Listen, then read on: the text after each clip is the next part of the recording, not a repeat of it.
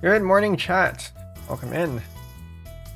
My name is Penbu. I am the programming, puzzle gaming, and music making VTuber on Linux, and today we are programming. First stream of the year. Happy 2024. You all had a good holidays. For me, there's a lot of social. Well, not quite as much social activity as previous years, I think, but still a good amount. All right. So today's topic is going to be programming without statements. So if you are unfamiliar with what a statement is, and I probably should have brought this up beforehand. So in JavaScript, a statement is basically a line that allows you to do something. Hello, 539, welcome in. So statement is basically, I wouldn't say it's a command, but it's something, a construct that allows you to do something. And statements contain expressions. I wonder if we can get expression here. Yes, okay. The major difference between expressions and statements is that you can nest expressions, whereas you cannot nest statements.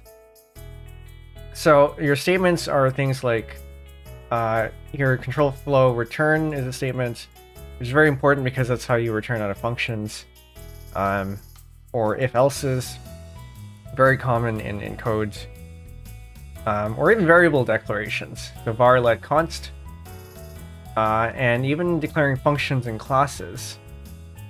And here we have for loops and while loops, and you can see how this might be a little bit restricting. Whereas expressions, things like arrays, objects, function expressions, and class expressions, they're very similar in syntax, but the way you use it is a little bit different. So we're not too restricted, but we still are a little bit. And then you have things like this is a little bit too big on my screen. Your binary operators, so things like math, comparisons, all sorts of things that you can combine.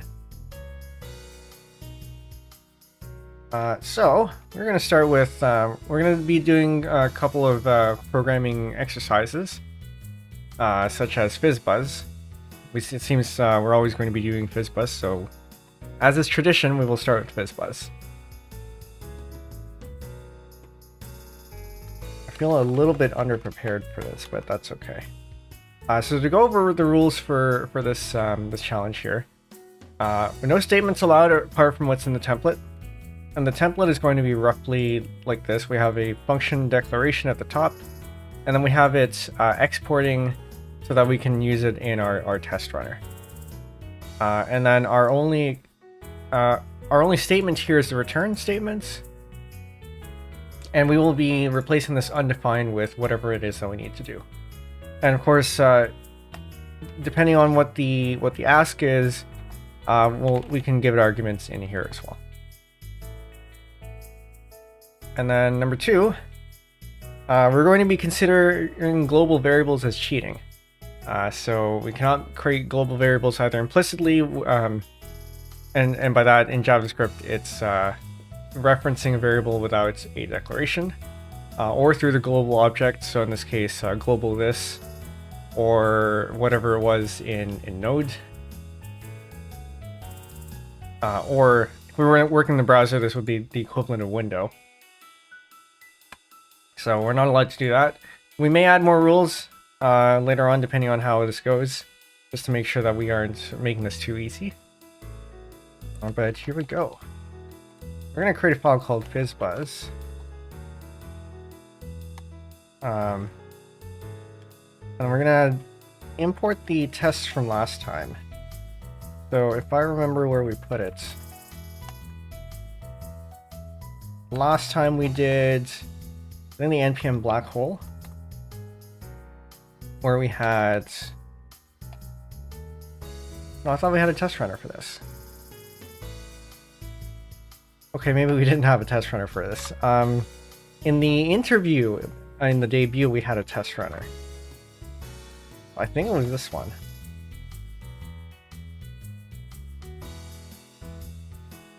Yeah, this looks about right.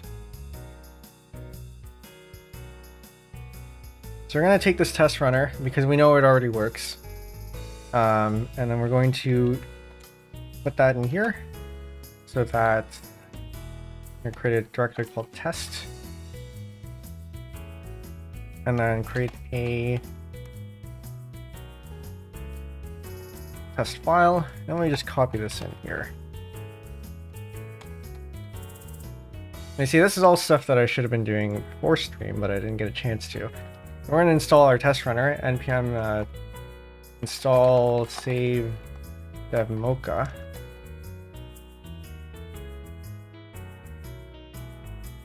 And then in our package JSON, create scripts, test, and that is mocha. Okay, I think this should be enough to get us started. Means if I do npm test, we should have it running. Very good. So I'm just going to commit that. Then we have a clean slate to work with.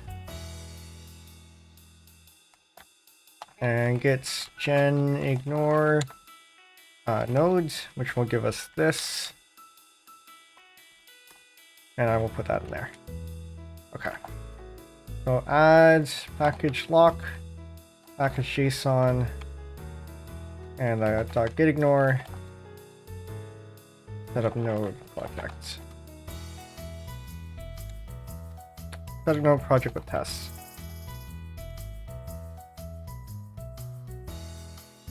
All right, now we can actually start. This was complaining about not being able to find FizzBuzz. And that makes sense because we haven't gotten the file yet. I'm actually going to put that in source FizzBuzz, and we're going to make this not fizzbuzz.js, but source/fizzbuzz.js. Just source. We'll create one in here. By the way, how are your all your holidays been? I think the last stream was the 29th. That would have been 2 weeks ago? 1 week? I guess it's only been 1 week, right? Cal 3? Yeah, it's only actually it was only last week. But how many holidays in between? There was just New Year's. I had a day off yesterday. I tend to take some time off after the holidays to recover from all the social events.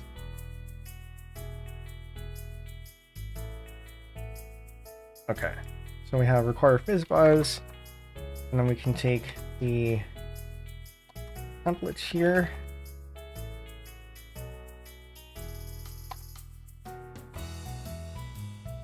And then we only tested FizzBuzz single. So I guess we can start with this. And we're going to change it so that later on we can have it do the FizzBuzz multiple. So if you remember from the debut stream, FizzBuzz single is for a single step of the FizzBuzz algorithm. And then we had another function wrapping it to go through the entire loop. Decent nonetheless, enjoyed the break from work and started drawing. Oh, very good.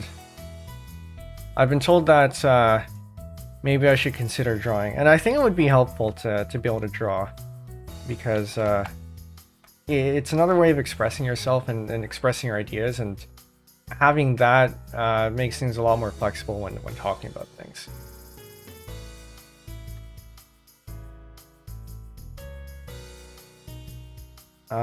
Okay, so we're going to start with FizzBuzz single. And just to make sure that this runs properly, we do an npm test. We get failures as expected. Very good. I'm not expecting to do this test by test. Maybe we will. Let's see. But this takes in number n. That is our one argument, and then we can fill in this part. So, in the previous ones we did TDD. This one, I'm not entirely sure how to apply TDD for, so I might not do that. TDD being test-driven development. I found that commissions can only go so far in materializing art. That's what that says behind the... yes, it does.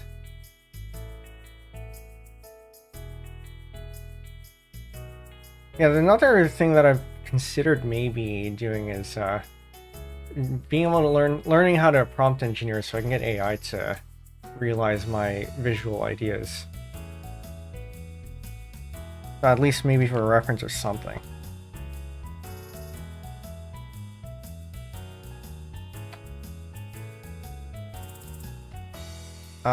So actually maybe we will do this in TD.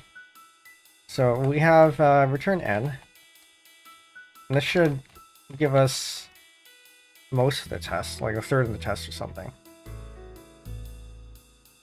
But as a string.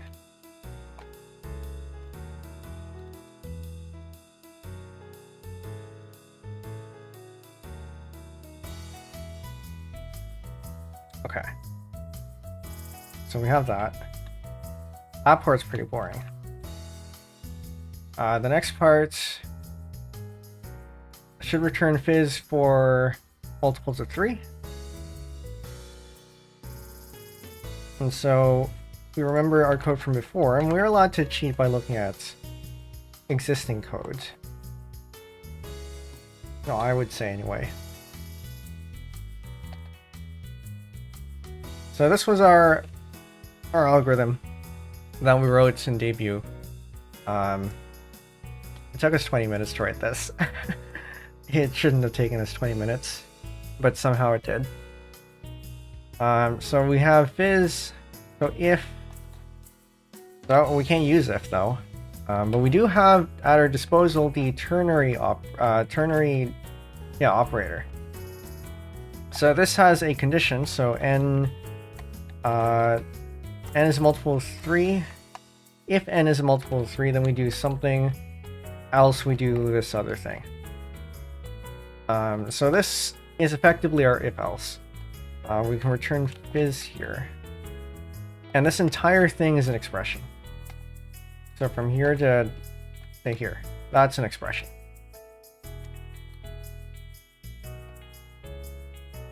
So test that out. We should see the fizz ones passing. Very good. And then for buzz, we do the same thing. You are allowed to nest ternaries. There's a meme in the programmer anime subreddit about ternaries. I might pull that up in a bit. But every other programming language functions as you would expect it to, except PHP. And I will show that in a bit. But anyway, we have n is a multiple of 5. If we have that, then we return buzz, as we have here. Else, we return the string for n. Okay, that should give us these, and then now we just need fizz buzz. And I think we can probably do the same thing. So we had, yeah, fizz buzz is actually kind of boring when it comes to this, because it is pretty easy to fit this all in a single expression.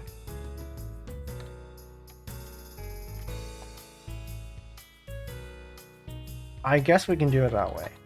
There is another way we can explore. And then for formatting, I'll format that in a bit. There we go, all our tests pass. For formatting, it'll look a little bit nicer, I think, if we do this. Put this all on on their own lines. Oh no, I just realized you can use recursion to set up a sort of ad hoc state machine. I am planning on doing some recursive puzzles. We will see how we end up doing that. So one of the problems though is that because we don't have a return statement apart from this one, and I'm planning to not rely too much on the statement that we have. So that'll be fun. It feels a little bit too simple if we rely on the outer function, and that's not much of a challenge. So if you think of any good recursive challenges, I was thinking of the Tower of Hanoi, but if there's anything else, well, maybe quicksort. Implementing quicksort. If we have lambdas, we can use the Y Combinator recursive function. Yeah, I was planning on building that. I don't know if I've implemented that in code, but in theory, I know how it works. Tower of Hanoi, actually. So back in grade 11, when we had computer science class, I was way ahead of the rest of the class because I'd already been doing programming. I think a couple of years before then, and one of the books that I stumbled upon in my dad's library, was it Code Complete? It might have been Code Complete by Steve Connell, whatever his name was, some guy from Microsoft. One of the things there was Towers of Hanoi, and he used it to explain recursion, and that was my first exposure, I think, to the code required to write that. It's actually a decently simple algorithm. Okay, so we can leave it at this, or we can attempt the alternative. Because I think there's another algorithm where you can do where you add on fizz, or sorry, add on buzz to fizz if it's a multiple of 15.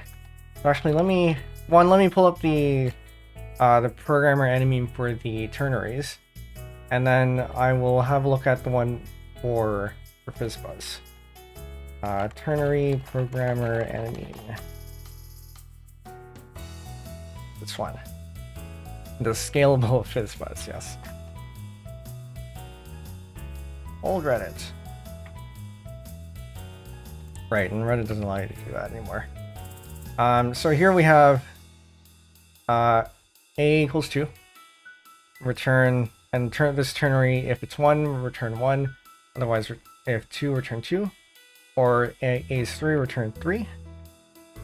Can I please... Reddit, please. Okay. I wonder if I can... So Reddit has this thing where it used to not do this, but if you try to visit a direct link to the image, it'll redirect you to its media viewer. Actually, its media viewer might not be too bad. I think we should be able to zoom in there. Any better? That is a little bit better. There we go. So JavaScript says 2, and if we wanted to, we can verify that.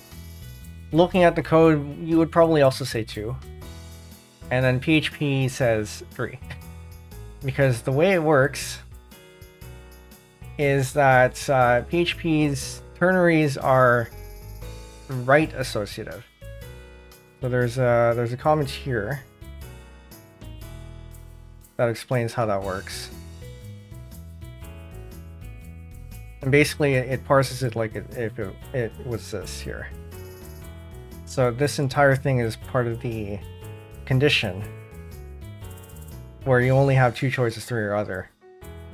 But anyway, I can send this over in Discord, also in chat.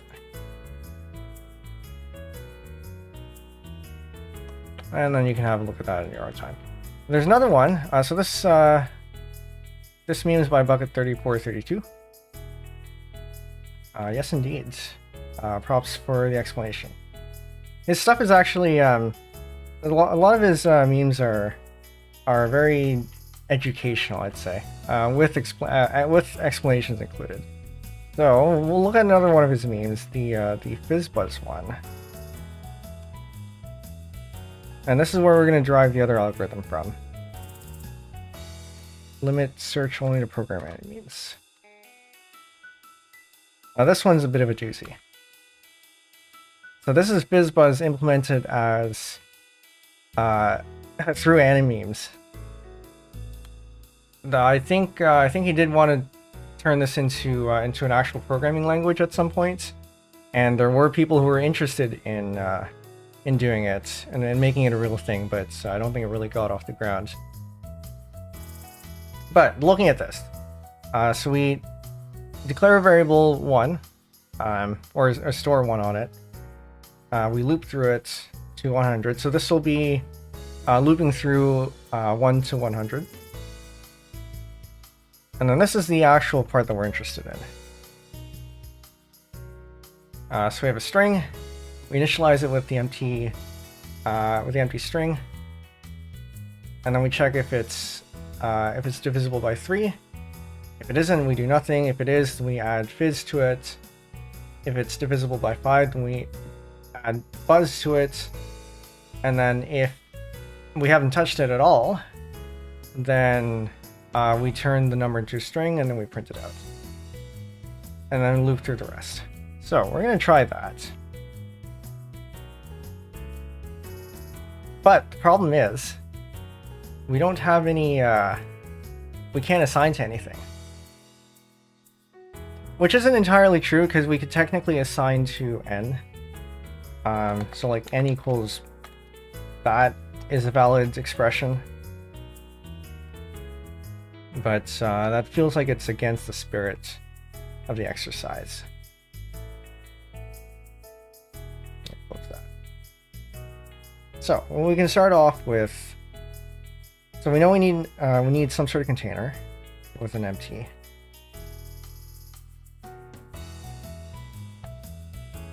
And one way we can do that is to create a function. And so now we have.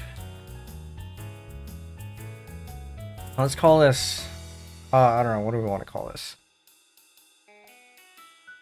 I can't call it n. We can call this out. We can feed it an empty string. Now out contains an empty string. And then we had if divisible by 3, we added, so if n is divisible by 3, no, this isn't going to work.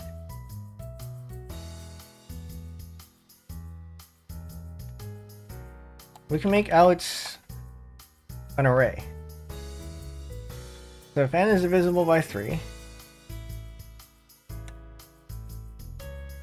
we can push fizz to it. Otherwise, we do nothing. Now, one problem. If we follow this, then that means we need a statement. Well, rather we end there. But we can't do that because it's an expression. So one thing we could do is we can exploit the use of comma operators, but that feels like cheating. So we might not do that. But the comma operator, if we do end up using it, is a way for you to chain multiple expressions, and then the result is the last of those. So doing this, then we have 5. If n is divisible by 5, then we push on buzz to it. Doesn't need to be void 0, but yeah. So we push buzz to it, and then otherwise, if out.length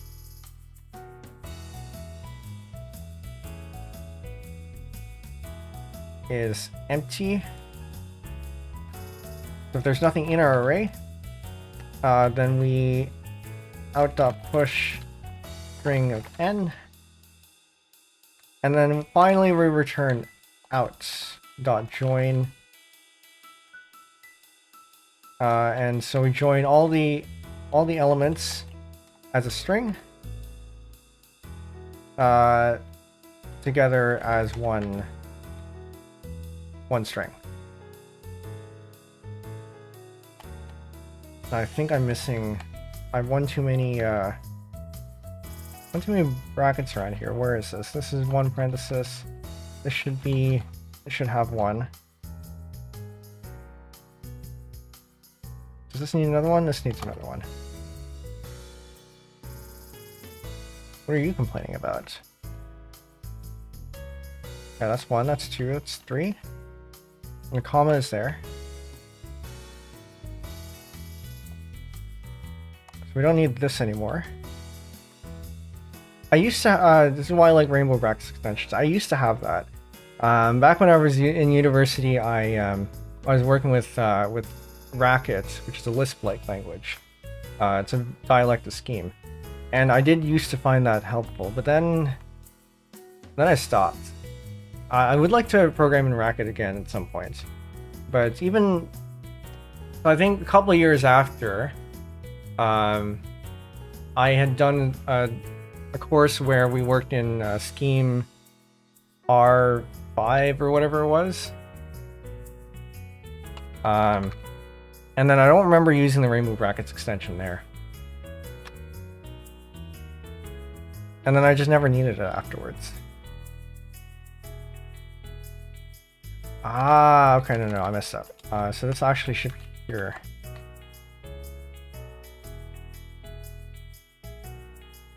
Why is it still complaining about that one, though? This matches with that. This matches here. This matches there. And everything else should be fine. Well, let's run it and see if it's unexpected token, as it said.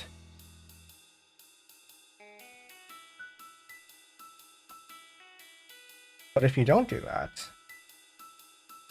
where's this from? Oh, right. No, because we need our else. Makes sense.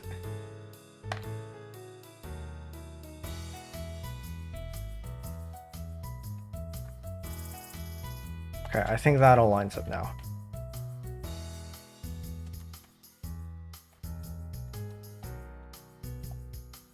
Okay, let's try that again. Assertion error. We are missing the ones where they are divisible by both. Is that what it is? Should return. No, we're missing all of them.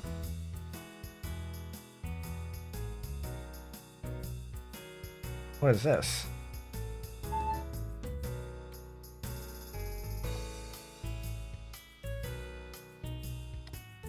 So we're expecting one, but we get FizzBuzz. We're getting FizzBuzz for all of them. Actually, no, we're not getting FizzBuzz for all of them. We're getting numbers for the ones where we expect FizzBuzz.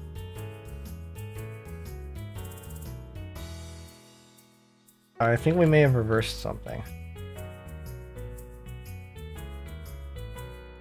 So if n is divisible by 3, then we push fizz. N is divisible by 5. It's important to have your is equal to 0 over here. Otherwise, you're saying it's not divisible by. Okay, there we go. So that is another option. Can we get rid of these comma operators? Because these do feel like cheating.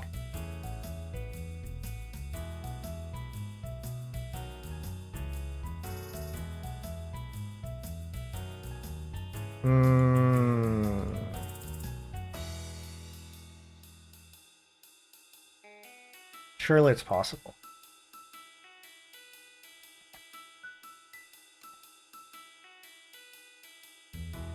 If you see it, by the way, let me know, because it's not like this is a game where, well, it kind of is a game. So one thing we can do is we can nest a bunch of functions. So we can say, and this is where it gets a little bit unwieldy, because it's nice to have the comma operators so that you don't have to do this.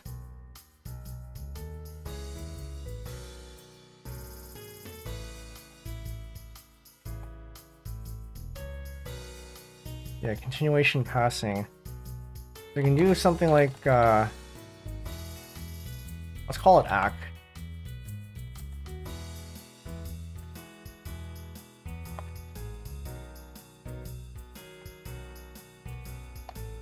And we can introduce this in here.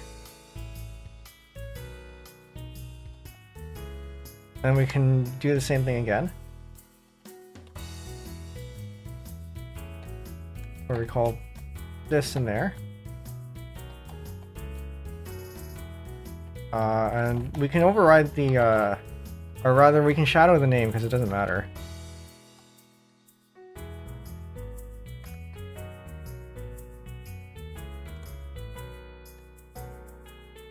And then inside of here, we can also continue. Okay, so actually we're gonna add to this this rules no comma operator, unless absolutely necessary. I'm not sure if it ever is necessary, because we can always do this.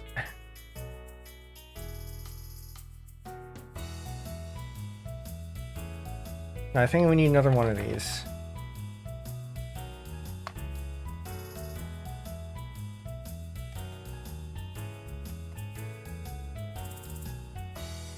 And this would then be act.length.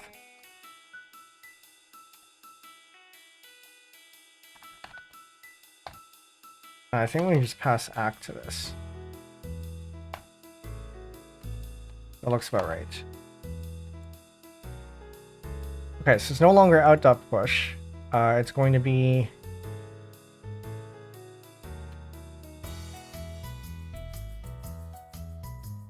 so we replace this with a empty string.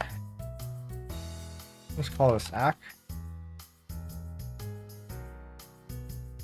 And all of our outs becomes act.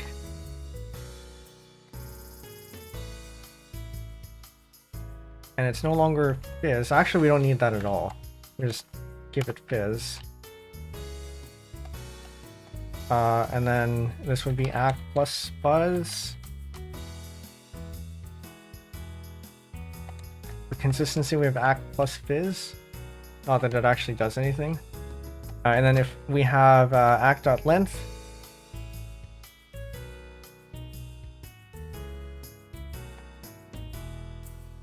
it would be string n. Instead of void zeros here, we just forward it.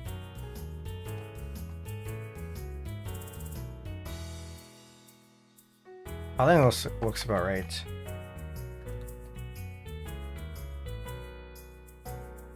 And I'm unexpected token. There's one too many. Just concatenate 3 expressions. Oh yeah, you're right. You might be able to do that. Well, you might be able to concatenate 2 expressions actually, not 3. Maybe. But yeah, you're right. This is basically just a bunch of concatenations. But let's get this one working first. Where is our unexpected token? One too many here. That can't be right. Because we don't need these commas anymore. Alright, well this does actually work. Okay, so let's try that. Concatenate 3 expressions. Where we basically have, we can make use of our templates, template strings here. So we can do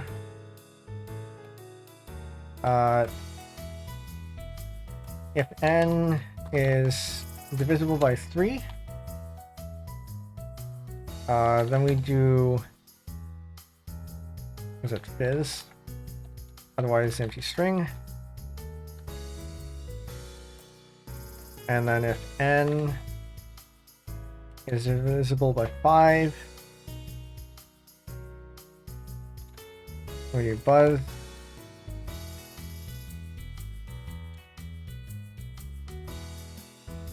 Otherwise, it's not divisible by any of them. Which I kind of want to shorten, because otherwise we end up with this.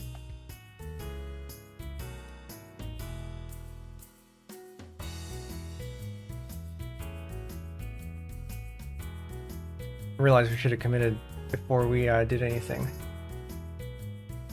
Okay. We're doing some careful surgery here, so that we can actually commit things.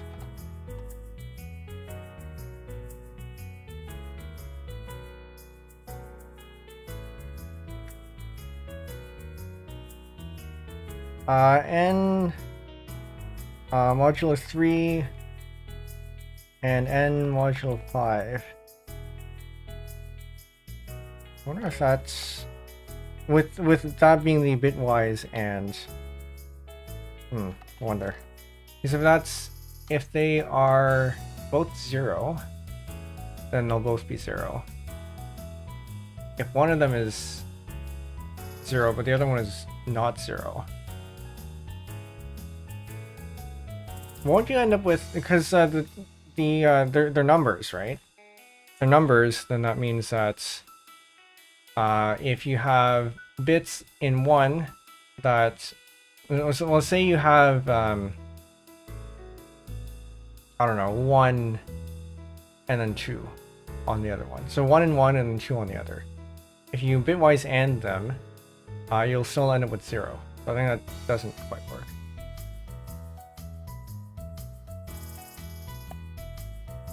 Okay, so we're gonna take this.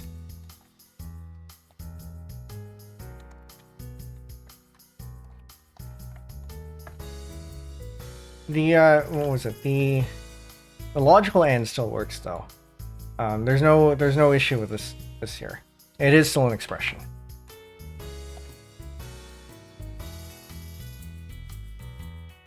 Add initial this buzz implementation, comma operator. That's a little bit too long for a git commit message, but I don't care. Alright, so now we redo. There's Control-R. Yes, Control-R. So even if I accidentally make a change, Vim's... Is this correct? Okay. Vim does keep a history tree, so you can go back chronologically. Multiply might work, yes. Because anything, if one of them is 0, then it... No, that's not right either. Oh, no, because they have to be both... No, they have to be both 0 for it to work. Although I guess you can check if both of them... If one of them is not... No, multiply doesn't work, because only one of them would have to be 0 for it to be... 0 as a result. Because AND and multiplication are pretty much the same thing.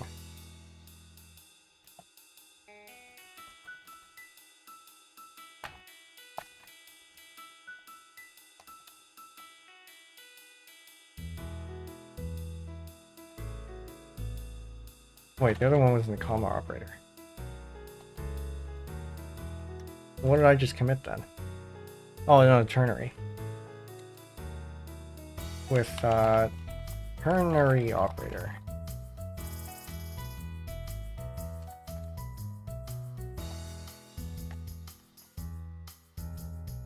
Add change buzz implementation. Use comma operator.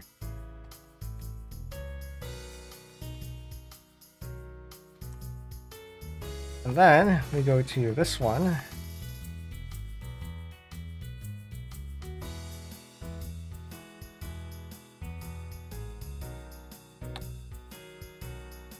I think it works because you use string n if both remainders are non-zero. And the product is non-zero if both operands are. If both operands are non-zero. Oh yeah, yeah, but then you would have to negate.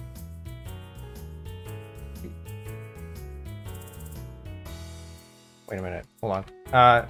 Let me finish this first. I think I know what you're saying, but I think we would have to negate the comparison there.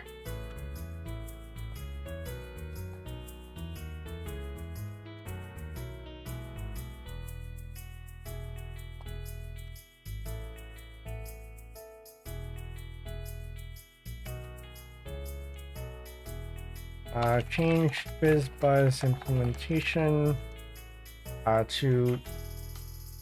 And you said this was continuation passing style. Yeah, I think that is.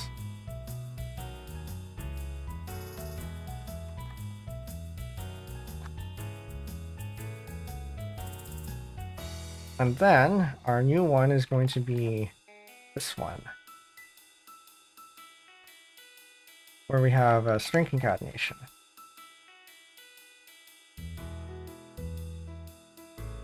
Zero. The sats. Now we end up with string of n. Otherwise, yeah, so now we can get rid of this, and then we can optimize that later. Let's make sure this works first. Unexpected token.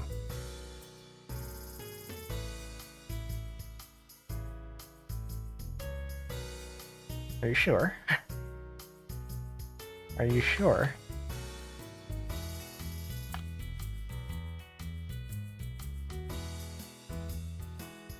Ah, yes, because I'm missing this.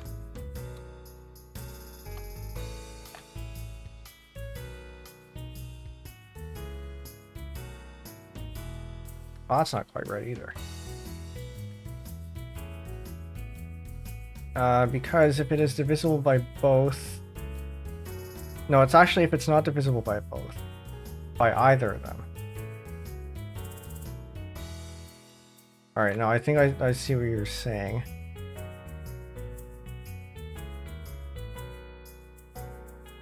But at the same time, why use multiplication when you do have the logical operators?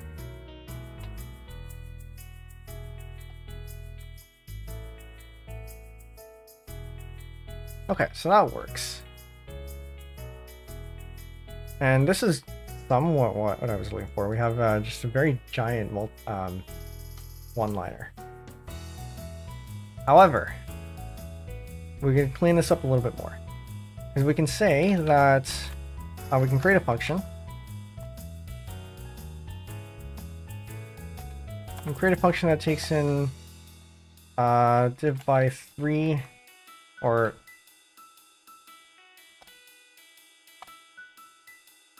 there's a math term for that, right? Multiple of 3 as a single word or something.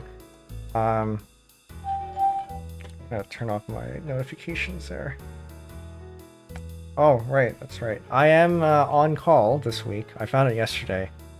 After 5 p.m. I got a call for L1 support.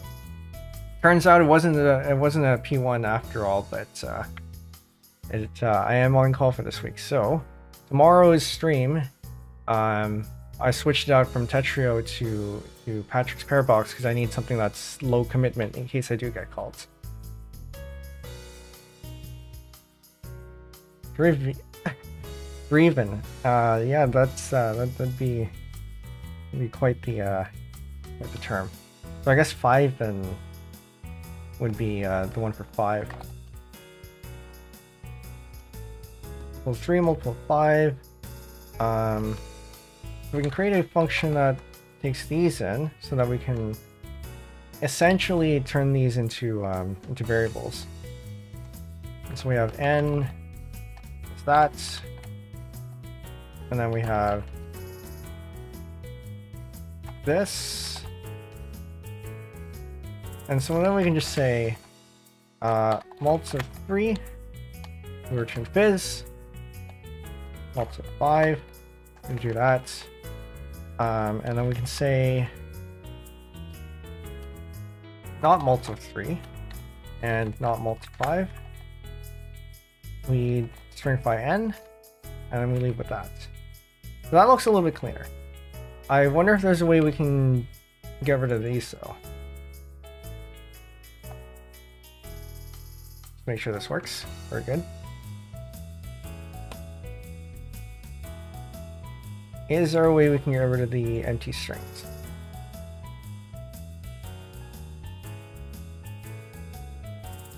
Probably not. Yeah, I think we're probably good here.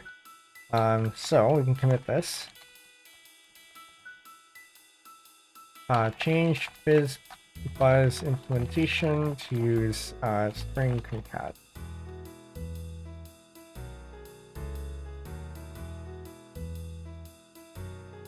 I guess we don't technically need the template string. We can just use a plain string concatenation. How about filtering and concatenating array of fizz, buzz, and n? That is an option. But how would you filter?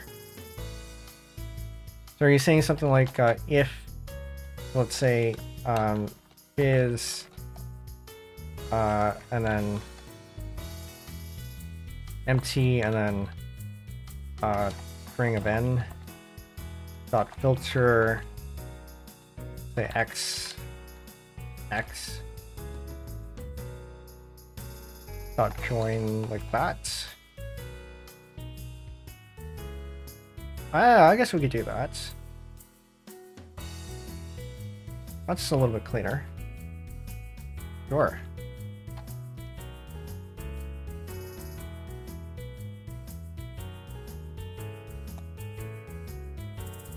And so we can do, I think it might still be useful to have this. The conditions are probably still something that we want. But we can create the array, and we can filter by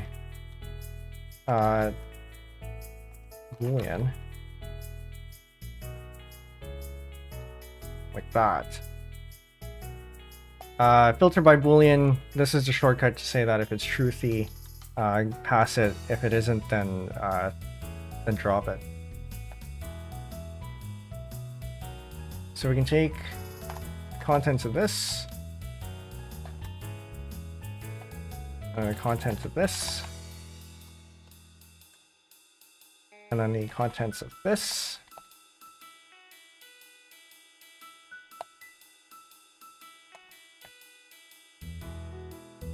And we do that, and that should be that should also work. Unexpected token.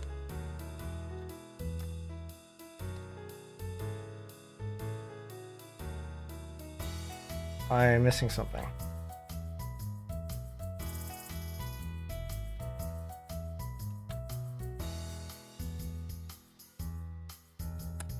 Am I missing something? No, I think this is actually fine. Alright. Well, I'm actually okay with this. It would still be nice to be able to get rid of these empty strings, but I'm not sure we can.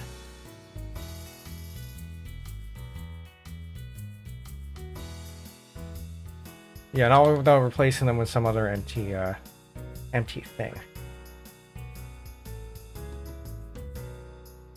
Or no, I think this is as good as we're getting. All right, I'm okay with that. How long has it been? We have spent an hour writing FizzBuzz yet again.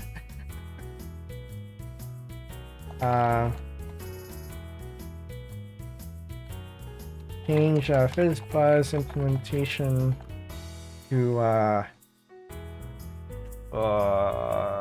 use what's this pattern called? Something where you build a string out of an array and join. whatever. Mult of 3 and oh, actually, yeah, you're right. Because you could do that. And then you can just get rid of this. Because if it's falsy, it's a little bit of a hack.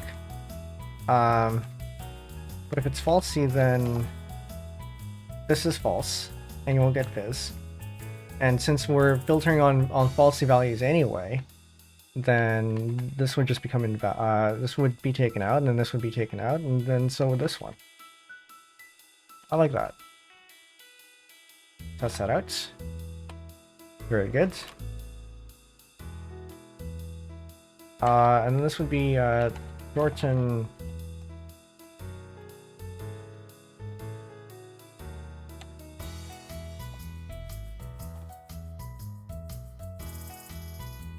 Sure.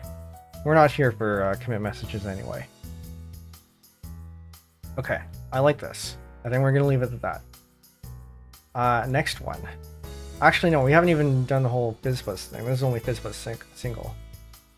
But I also don't want to touch the test for this.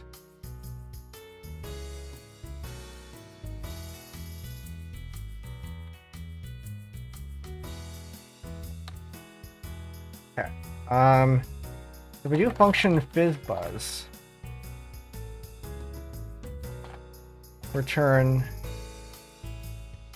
and I think we can just do this as through inspection. If we take the implementation from FizzBuzz single,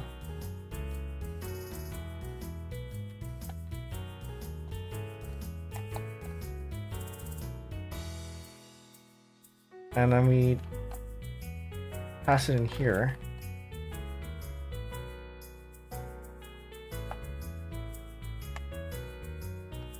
No, I want it.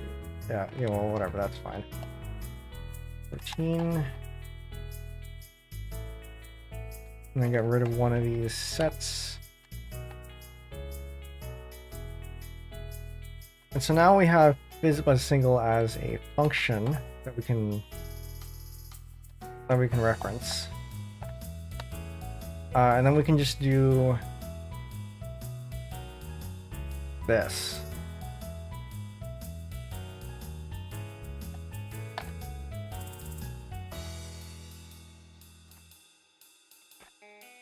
There's honestly not too much to that.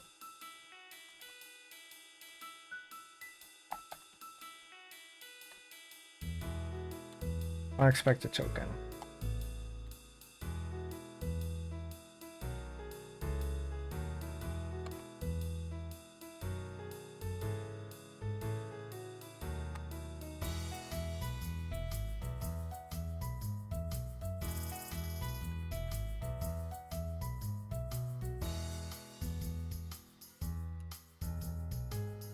Was it E? I think it might have been E.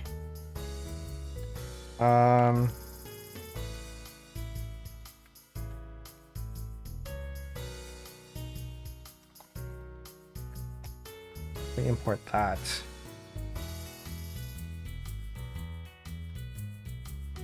Okay. I don't remember. We're just going to do this way. So we're going to take this, copy that into here. Now we have FizzBuzz. We can give it one. FizzBuzz single is not a function. Why not?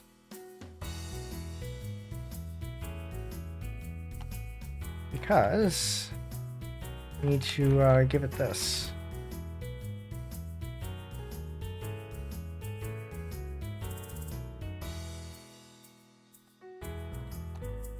Because it wasn't a function.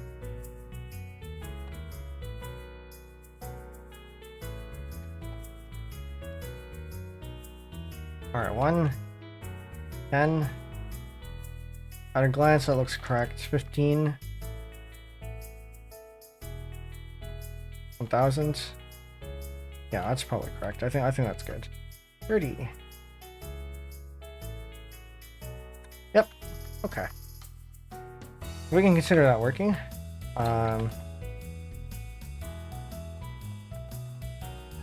include full FizzBuzz implementation.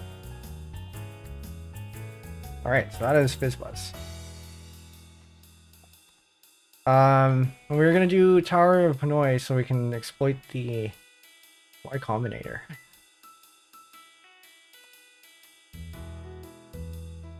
I don't know if I want to do tests for this.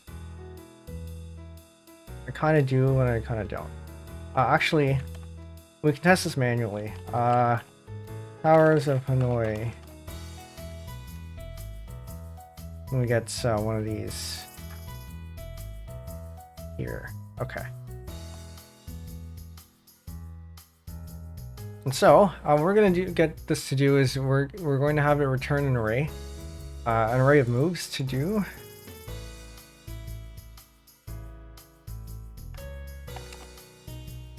And we are going to simulate them in here.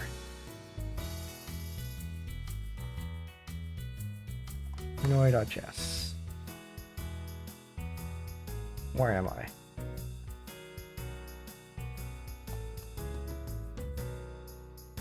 Save as Hanoi.js. Save as exclamation mark Hanoi.js. Okay. Hanoi. And we don't need this part. So the algorithm here is, well, actually, so to explain Towers of Hanoi, if you aren't familiar with it, the goal is to get it onto the third, all of these onto the third rod, and you can only move one at a time, one disk at a time, and you can't have a disk, you can't put a disk on a disk that's smaller than the more you're moving. So this is not allowed. You can only put smaller disks on top of larger disks. And so your goal is to get all of them on this one. And the way to do that is to, I think as the book explained it, move the stuff on top to the spare, move the bottom disk over to the destination, and then move the rest of them back on. And then this is a recursive process. And so in this case, our bottom one, we want to move over here. And so we want these two, probably just make this bigger. We want these two to end up over here. And then to do that, for this to end up here, you have to move this here, not there, and then we move this back on top. And so now we move the rest over to the spare, which leaves us this to move over to the destination. And then we just move this back over. Like so. And the maximum number of moves is 2 to the n minus 1, where n is the number of disks. And so in this case, 2 to the 8, or 2 to the 3, which is 8 minus 1, which is 7. So it's a very simple, test. We could just test to make sure that it outputs the correct number of what do you call it, steps. I think I might do that, just so we have at least a little bit of automated testing.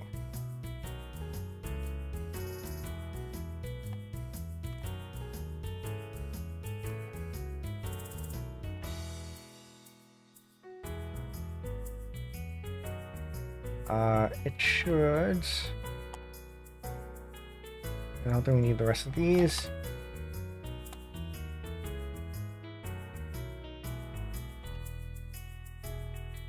I don't think we need one to that. That's we don't need that one. Okay.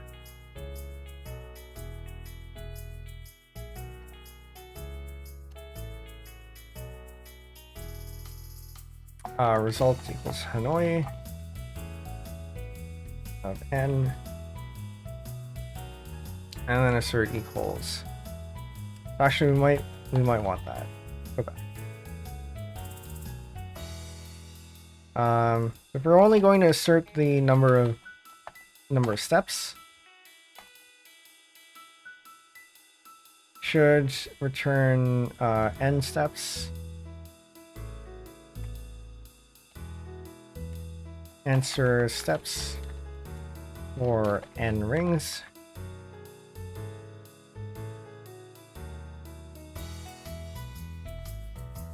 Anyway, n results dot length is answer, and then we just fill this in. So 1 is 1 step,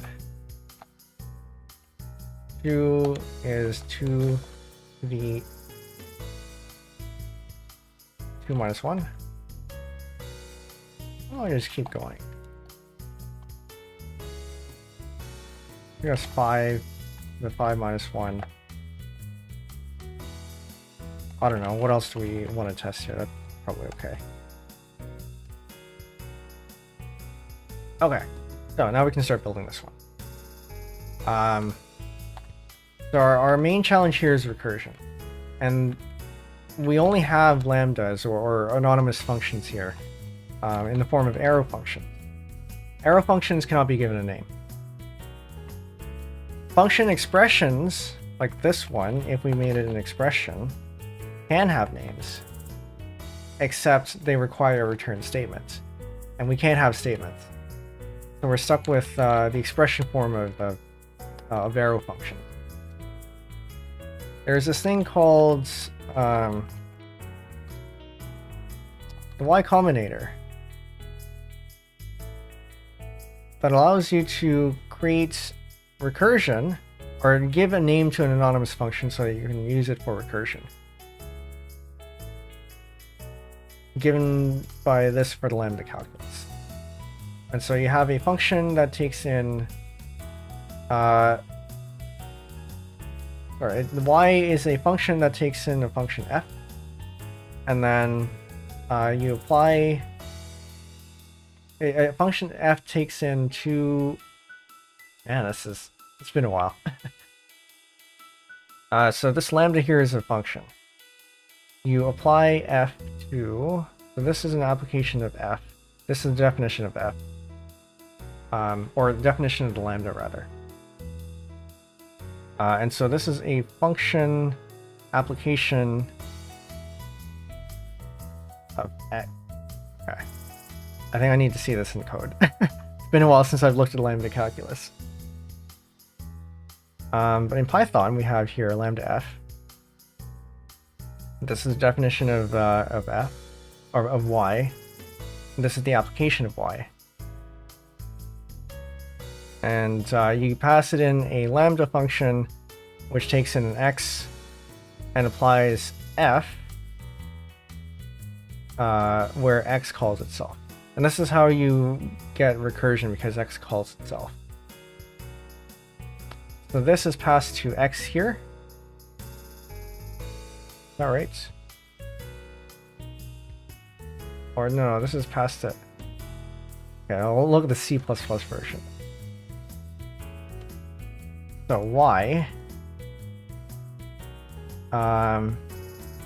is a lambda that takes in a function f, and that return, and then we have f1, which is, I don't actually remember how lambdas work in C++. Is this, what is this? If I try to explain it, I will get it wrong. We'll find out.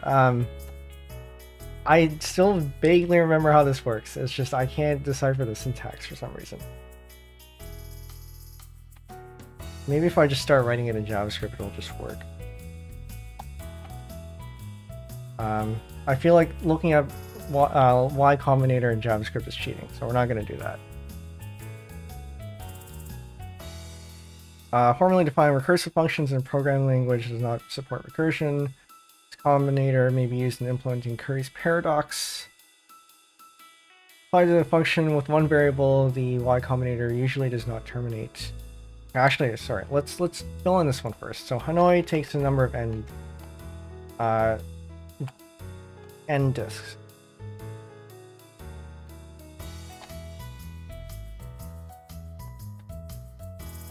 So we have disks. And then, so for the case of 1, well, so if n equals 1, then we return 1. This should pass our first test case. I think square bracket in C++ are captures. I don't actually know what that means, but okay. So like bindings, like F is always the same.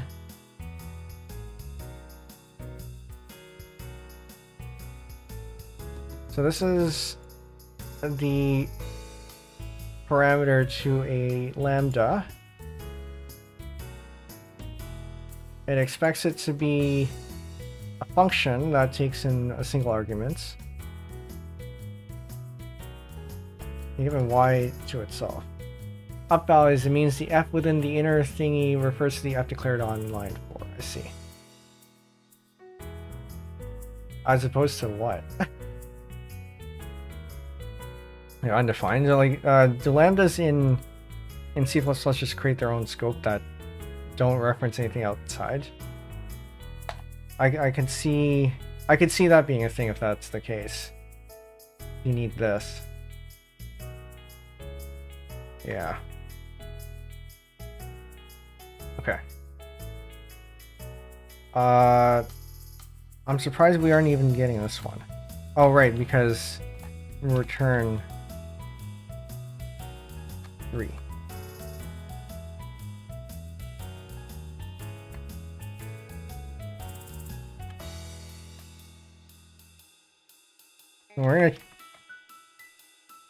So our format here is going to be an array of steps where a step is an array itself from the source to the destination.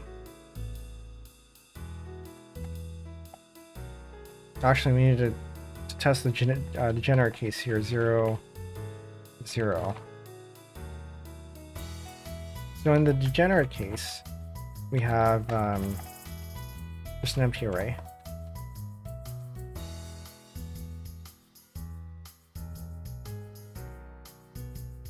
Correct. And then in the non-degenerate case, in the next step over, we have 1.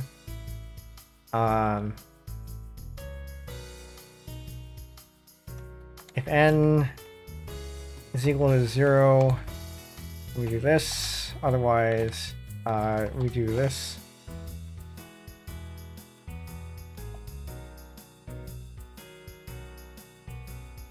That should pass for those two.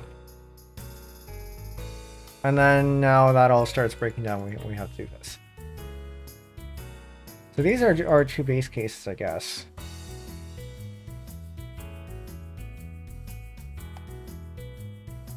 And so we have n is equal to 1. We do that.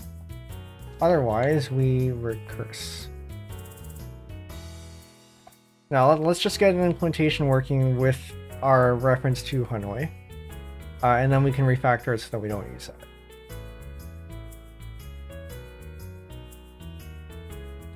that. So we have a source and I have a dest. So our source is always going to be 1 and our dest is always going to be 3.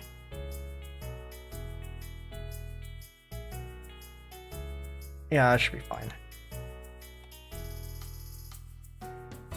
I was thinking if we should do 0, 1, 2, but I don't think we have any, if we get any benefit out of that. Whoa, that's not good. What is this? This looks like infinite recursion. Because of course it is.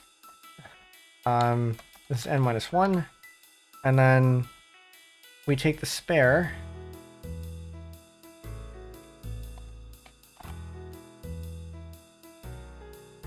So we have a source, dest, and spare. So we're going to give source equals 1, dest equals 2, and our dest equals 3, and spare is 2. These are defaults, default parameters, arguments, something like that. So that we don't have to specify it here. And so this will be from source to the dest to the spare. I feel like we're missing something here. We're definitely missing something because we're not building an array.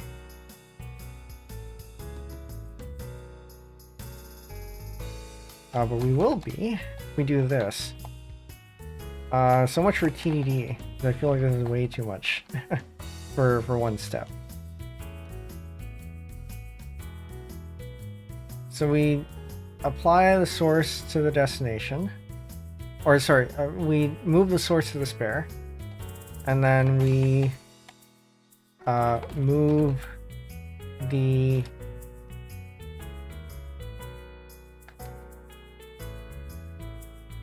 I think it's the source to the destination, and then we move the stuff from the spare to the destination,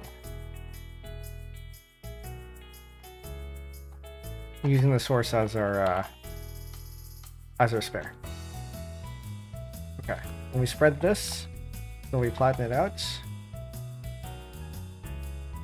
And then this now becomes the source, and this becomes dest, and this should probably work.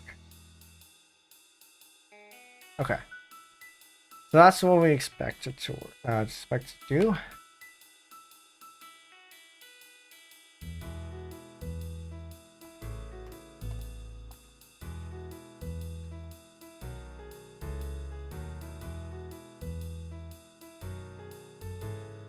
So we have that, and then 1 to 3, and then we can test this out.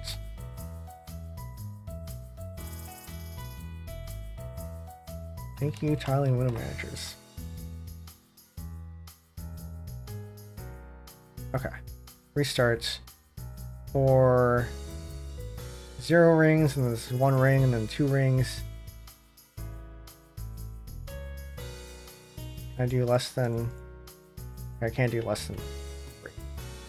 So that means we need 3 rings in our test.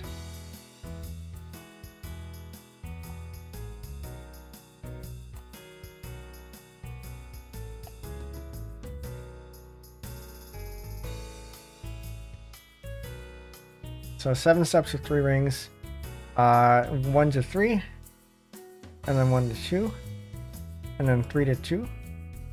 So we moved everything over. And then we move the bottom ring to the destination, and then we move the rest of it back. 2 to 1, 2 to 3, and then 1 to 3. May as well do this for the rest of these. 4, maybe up to 5. That'll probably just work. 15 steps for 4. So 1 to 3, 1 to 2, 3 to 2. Move the rest over, and move this. Move the bottom. 2 to 1, 2 to 3, 1 to 3, 1 to 2. Something about this doesn't feel right. 3 to 2. 3 to 1, 2 to 1, 3 to 2. That's not right. Why is it building it over here? 1 to 3, 1 to 2, 3 to 2. 1 to 3? Or... No, something is definitely not right about this one.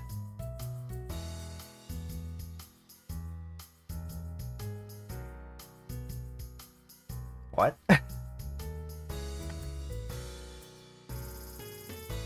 Okay, so have a look at this again. We have the source, destination, and spare. And -1. Source, spare, destination. We want to move everything from the top over to the spare. We're using the destination as our spare. Then we move the source to the destination, so that's a large ring. And then we move everything from the spare to the destination using the source as our spare. Am I missing something?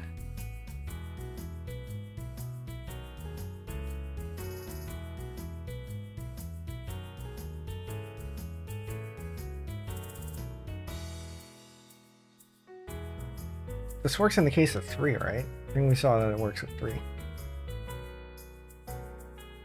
Oh. You know what? It's because I was looking at it with the wrong... I think I was looking at the 5-ring version. Okay, let's try this again. Gotta look at it with the right number of rings. That makes sense, because we were moving everything over, and then we had one large ring to move everything else over. Okay, use your error. 1 to 2. 1 to 3. 2 to 3. Move everything over there. Okay. 1 to 2. And then this is the beginning of moving things over, moving the rest up to the spare. 3 to 1. 3 to 2. 1 to 2. 1 to 3. This is moving the big ring over. And then 2 to 3. 2 to 1. 3 to 1. This is moving everything, moving the rest out from here to here. Then we move the smaller ring over. The thing we're here. Then 2. No, I missed it. Are we here? I think we're here. That's 2 to 3, then 1 to 2, 1 to 3, and 2 to 3. Okay, no, this actually works. Yes. Problem exists between chair and keyboard.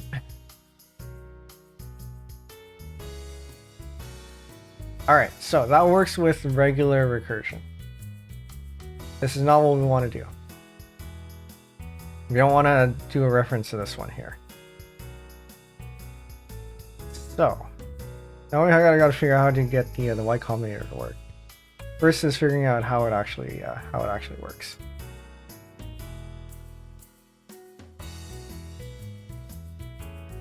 So the Y Combinator we have. Moving this over. We try to translate this to JavaScript. So every lambda here is a function. That's a function. That takes in a function f. And then you apply that. Function f is a function that takes in an x.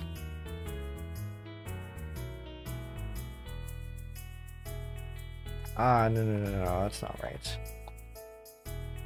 So we have another function in here that's an x. That applies f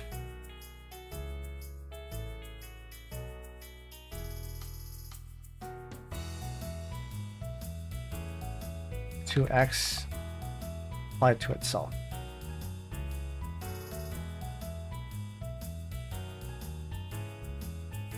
Is that right? And then this here itself gets called with the same thing as this. I think that's the Y Combinator.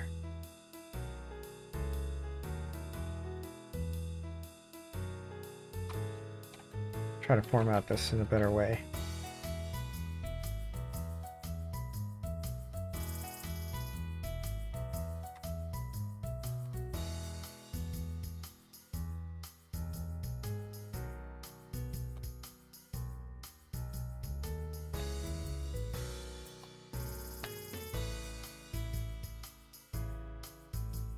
And then I just end up with the same thing.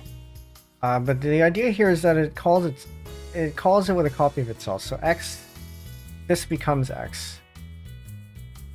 And so it calls itself here. When you apply the results of that recursion, because it calls itself, f ends up getting called.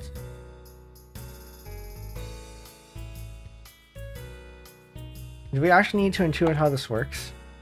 I think we can just use this as is.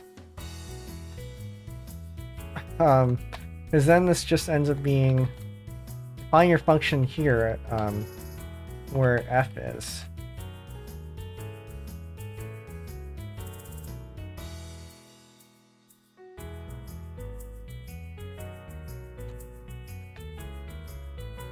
Okay. We're gonna do a little bit of destructuring, I think, because this version only takes in one argument. One of your college professors has the Y Combinator tattooed on his arm. It's his dedication. It's not never going to change, so at least he has that going for him. Okay, we take this.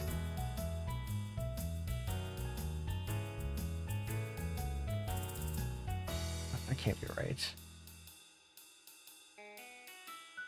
So I know the Y combinator, you don't actually have to change it to be able to do anything with it. But you do need to be able to give it a name. How do you refer to it? Okay, maybe you do. Maybe you do actually have to change something in here. Okay, so f is our function. You can call this with some function that you do. And I don't think you end up having to change this. So x becomes the thing that does the actual recursion.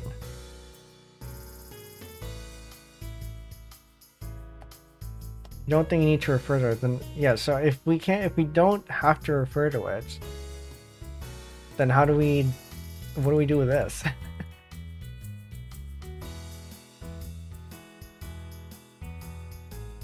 Is this a function?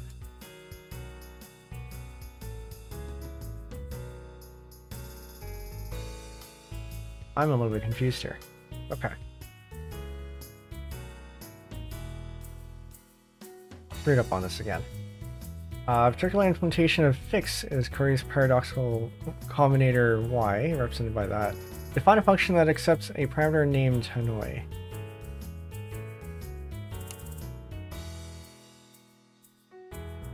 Define a function that... Where are we? We do this. And then we take this, turn this into a function. Let's call that h just so that we don't confuse ourselves here.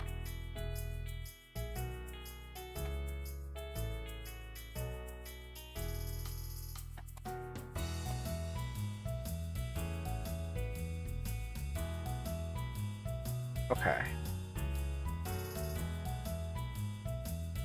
So this then refers to a cell.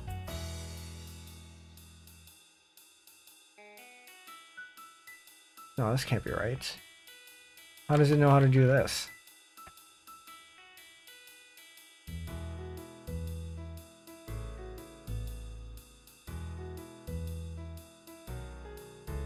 Applied to a function with one variable, the y combinator usually does not terminate. More interesting results are obtained by applying y functions with two or more variables.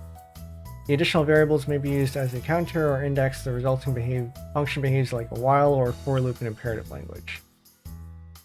Used in this way, the y combinator implements simple recursion. In a lambda calculus, it is not possible to refer to the definition of a function inside its own body by name. Recursion, though, may be achieved by obtaining the same function passed in as an argument, then using that argument to make the recursive call, instead of using the function's own name as is done in languages which do support recursion natively. So you're saying we need to define it like hn sdp.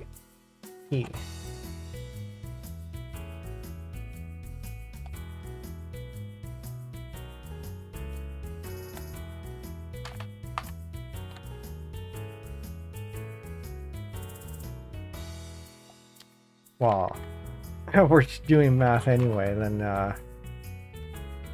sure. What am I doing? Source s.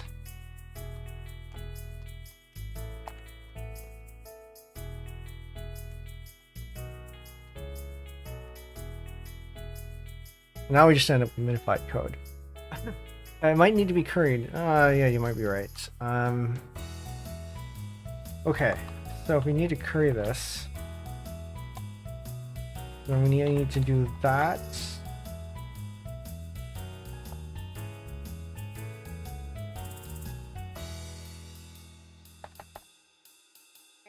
So we take a function n, or we take a function h.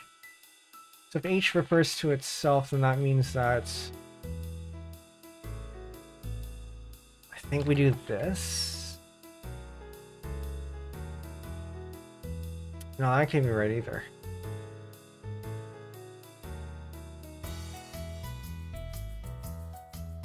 Well, we can give it a shot and run it and see what happens.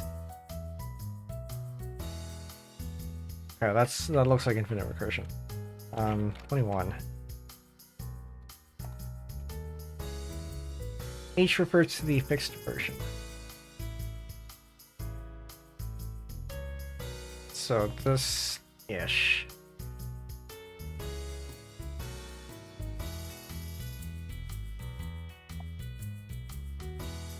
Oh, no, okay, no.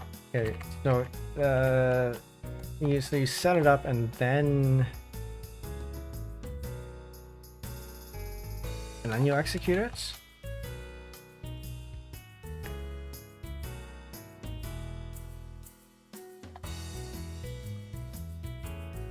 Yeah, that still looks like infinite recursion, but we did get something else, though.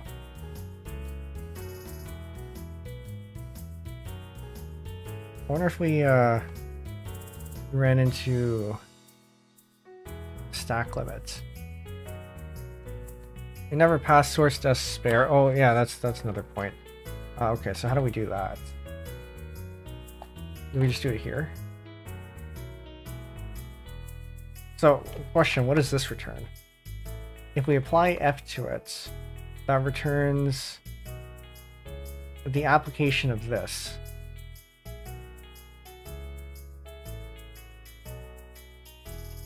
Which means this is already running.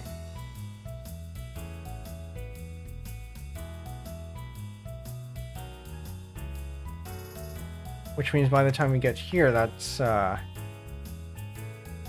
doesn't quite work.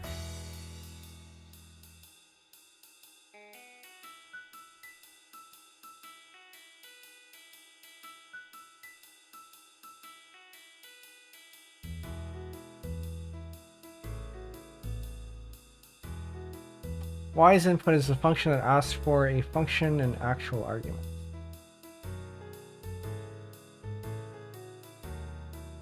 Y's output is a function that only asks for the actual argument. Wait, what?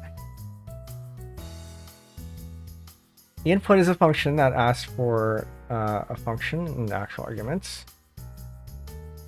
So that'll be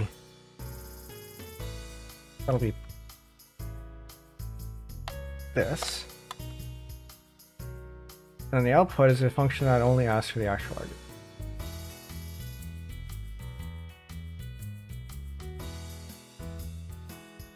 And so you're saying the outputs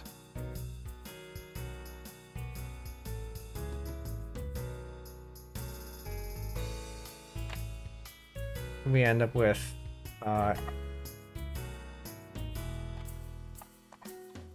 we call it discount.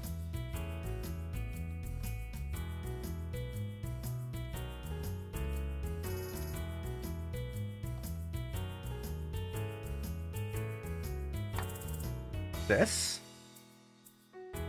I'm not sure how this ever gets filled then, if that's the case.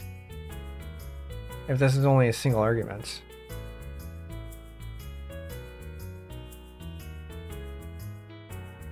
So we have... So this is a function. This gets passed in as f. F takes in a single argument, at least according to this.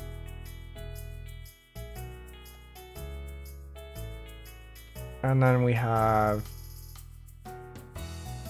the x itself doing the recursion. So you end up with f a bunch of times inside. No, okay, so it still needs to be curried.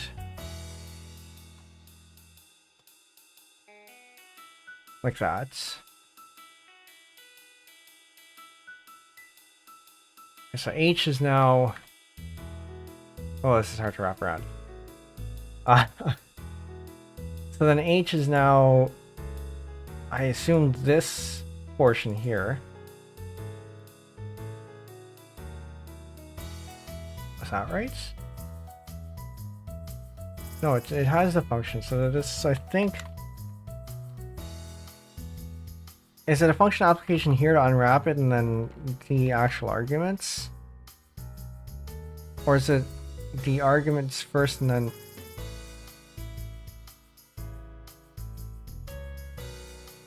And then you unwrap it? Well, let's run this and see. Okay, that's what I expected.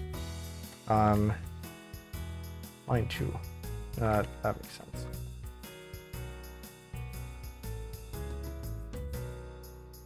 It's either HH. We can give it a try and see what happens. So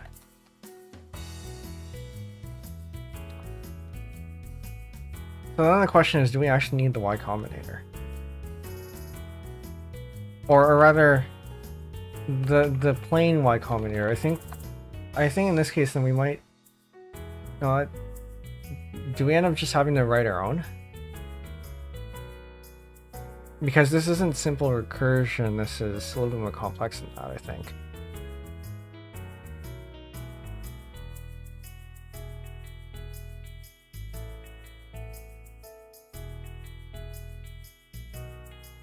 But no, I think you do need this to be able to... Is that right? So F applied to this thing. So H is what actually does the recursive call. We know that much. X returns a function, or X returns the result of the last recursive call.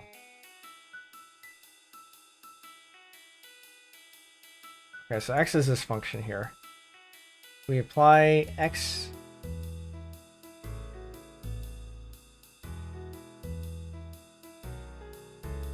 Ooh, okay.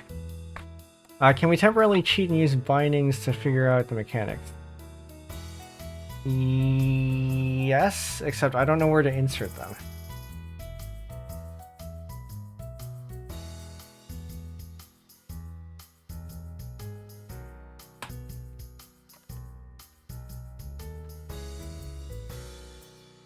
If we do say, we could actually, no, wait, hold on. We can console log stuff. Console log h.to string. I'm gonna get a string version of that. Okay. This is gonna get messy.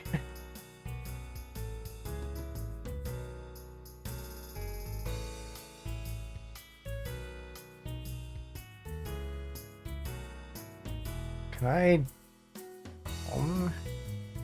It's not. And G? We ran out of space.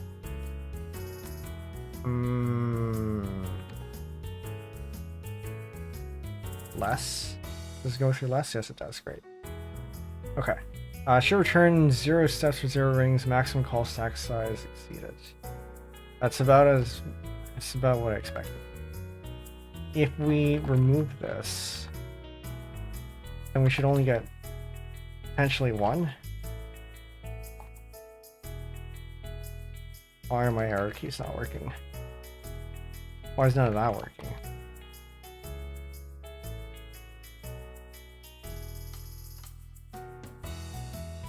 This work.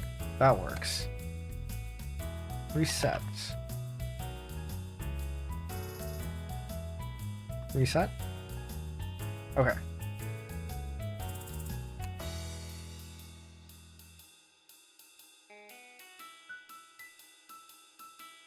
Do we still get recursion here?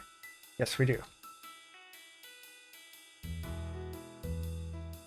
So what makes this different here? Because this is still an application. Oh. This gives Y to itself.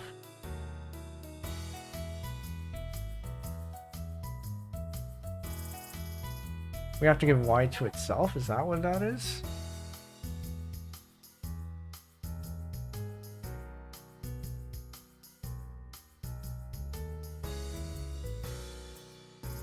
It's not possible to refer to the definition of function inside its own body by name. Recursion, though, may be achieved by obtaining the same function passed in as an argument, then using that argument to make the recursive call, instead of using the function's own name as is done in languages which do not support recursion natively.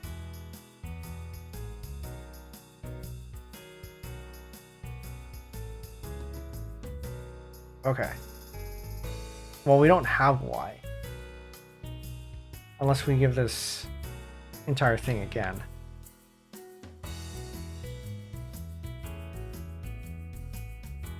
Which then we kind of actually do if that's the case. Hold on, so we can do, I'm gonna move this down there. We can do, say, y is equal to y of y. Then we can pass this in here.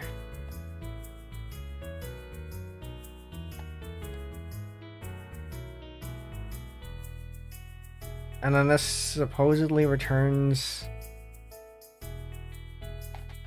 something.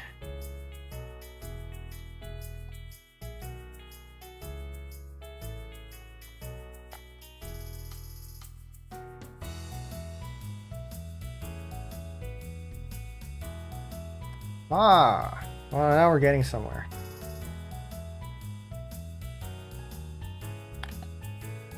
I can't say I fully understand this, but okay.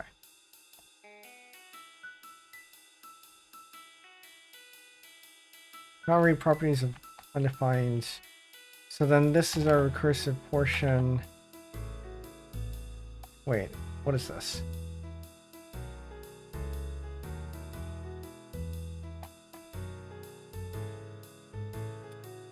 Oh, wait a minute. No, we didn't actually run anything. Automatic semicolon insertion inserts a semicolon here, so it doesn't actually run any of this. So we have not achieved anything.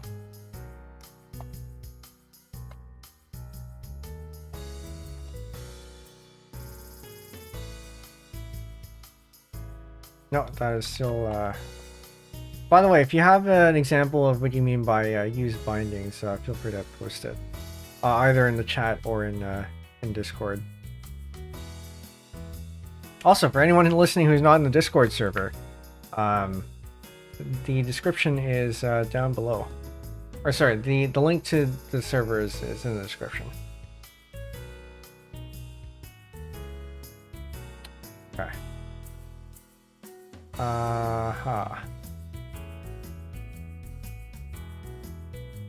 So do we actually end up doing this? Because I feel like this ends up being an infinite loop.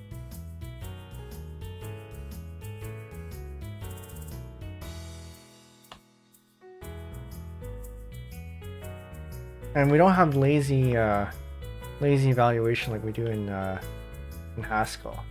But considering that's the... What is it?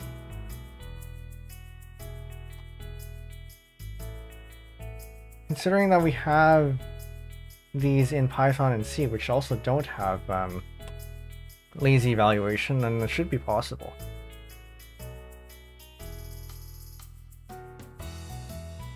Const y, const h, const h. Because once that's working, we can inline the variables to get rid of the statements.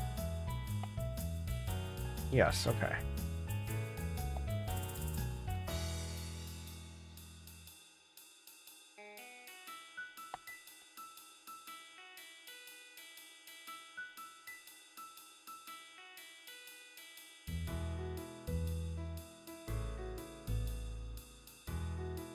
But at the same time, I'm not sure how that helps us.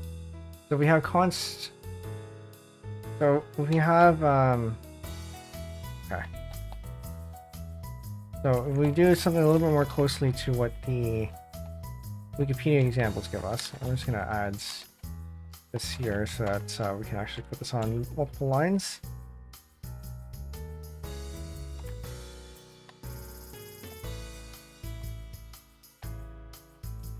So const y is equal to this thing.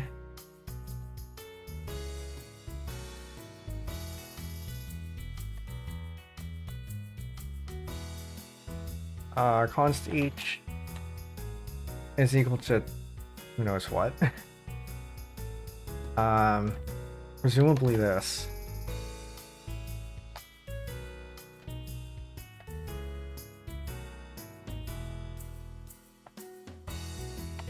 We don't need that.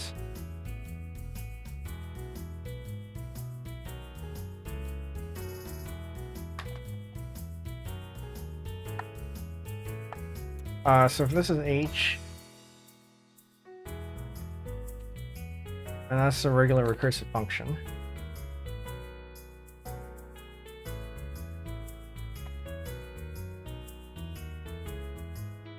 And so, if we call y in console.log, we should get something.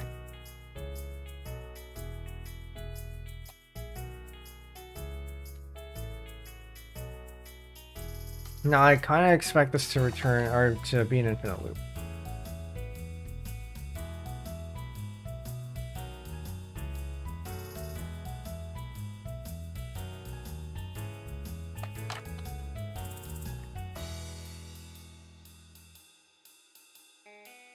Yeah, so the mere application of that ends up with infinite recursion, as expected, because there's nothing here stopping it from not doing that. So I think we might actually have to modify this, though. It did say something about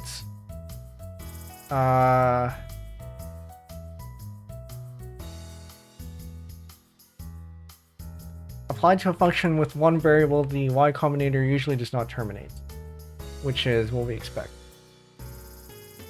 So I think we have to use the y combinator as a framework to do our recursion in. At least that's what I'm gathering from here.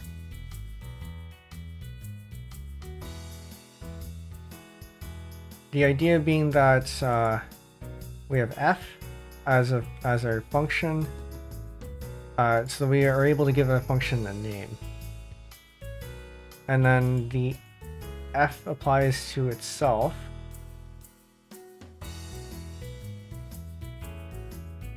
I feel like we're a little bit overcomplicating this, because all we need to do, right, is so we do an f. Well, let's call it h, sure. Or no, let's make it an f. So if our function is this,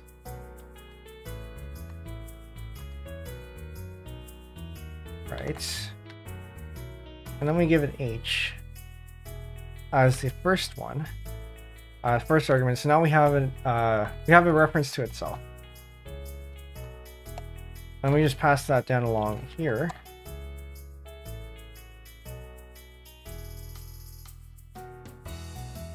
And so now we have a recursive function that takes in itself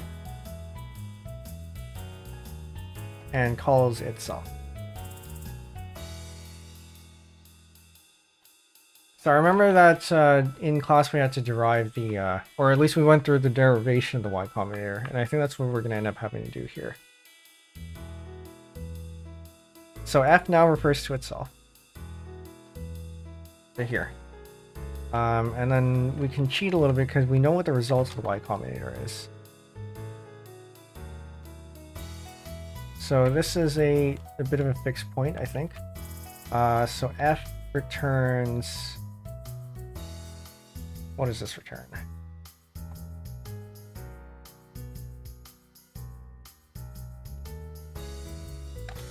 It's actually x? Is that what it is?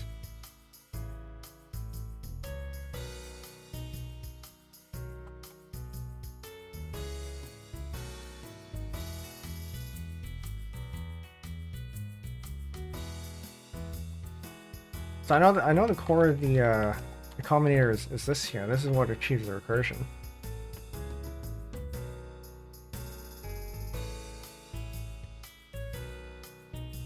So we need to make a way. Actually, no. I think we have our recursion here. We just need to give f a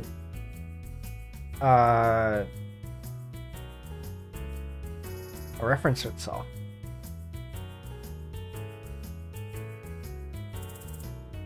So isn't it just this?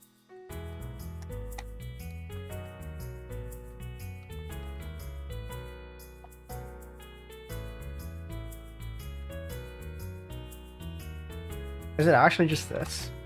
Oh, no, I don't want to do that.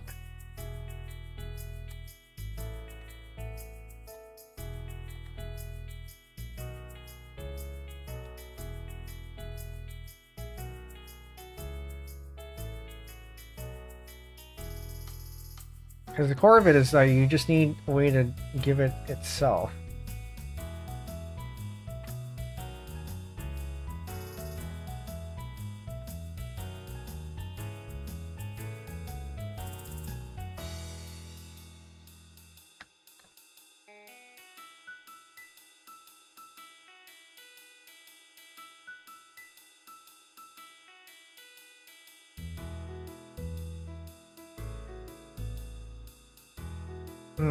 Okay.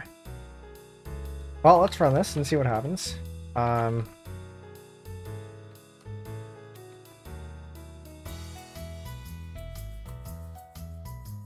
Unexpected token. That is the wrong character. Hey, look at that. Okay. Get rid of this console log here.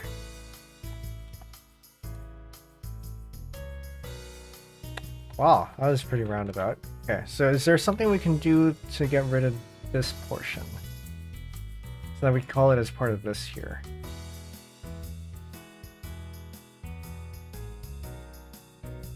Possibly.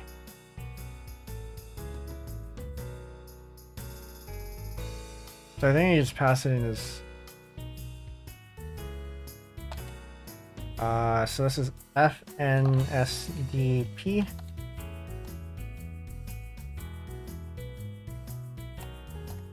And SDP. I think we do that by reintroducing currying. Yeah, well, maybe we should have committed first.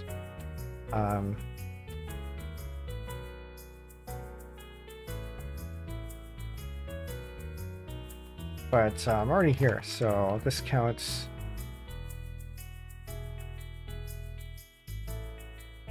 This counts source, destined, and spare.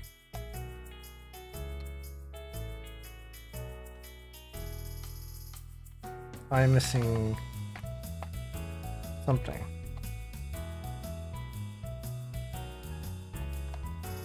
Missing a comma.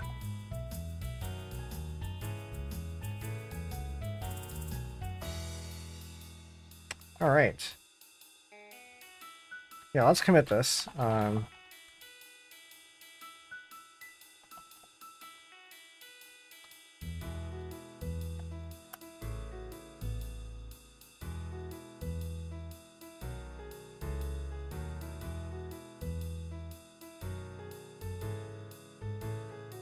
You want to add a little bit of explanation here. I get them in E.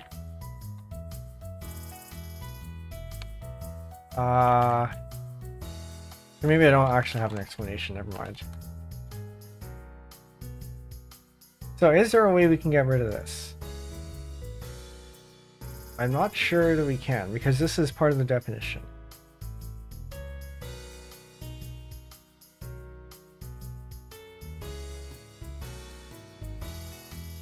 Can we do any sort of tricks with JavaScript that allows us to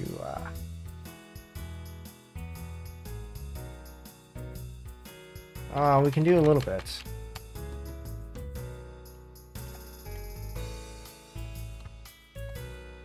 We can shorten it to that. Then this this becomes somewhat generic. Well, if it was this easy, then what's the Y Combinator? Why do we need this?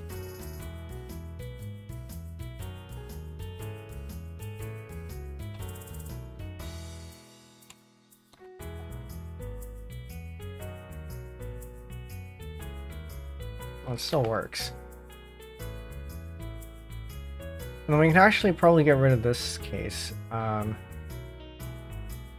Because technically, it doesn't mean that we end up going down Well, let me commit this first.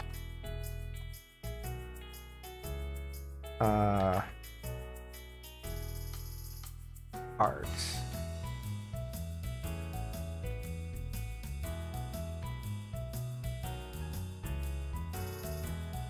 Use RSPAN to collect other args.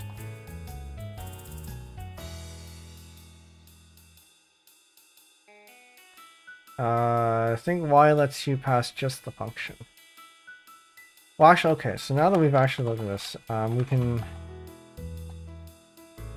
we can take a look to see how people actually use this thing.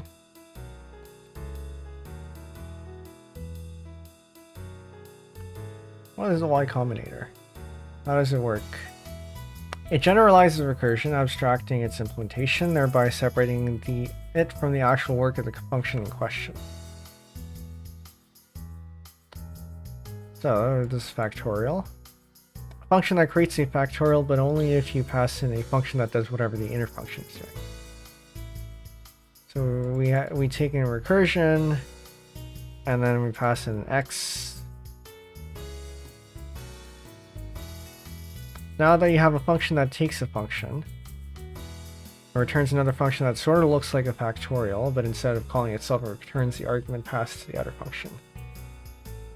How do you make this the factorial? Pass the inner function to itself. The Y Combinator does that by being a function with a permanent name, which can introduce the recursion.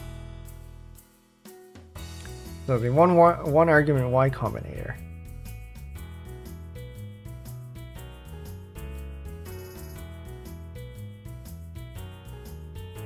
Public static func. How do I read this? This is the type. What is the C#? I think I said it was C#. So then if this is C#, this is a type function. This is the name. These are type parameters. This is the type. What? This is the type of f. Okay, so Y takes in an f. And then returns a function that calls the factorial creator, passing it in a result of the same Y Combinator function call. So this is the recursion by itself there. And then it passes the arguments into the work function. I see. So I think this might be what we were missing.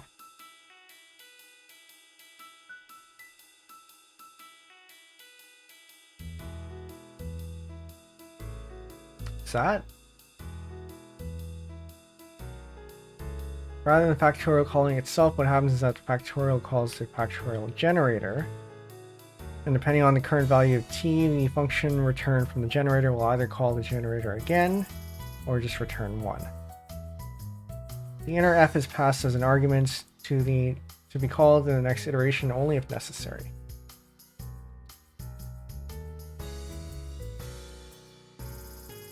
Oh, I got a long read here.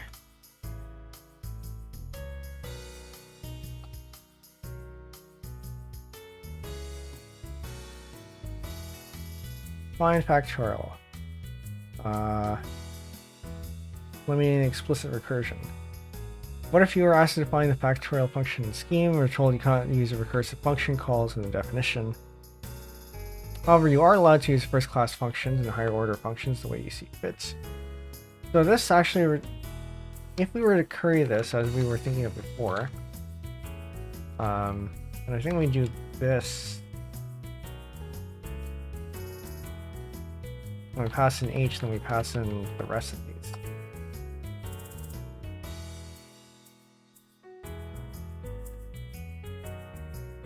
And in that case,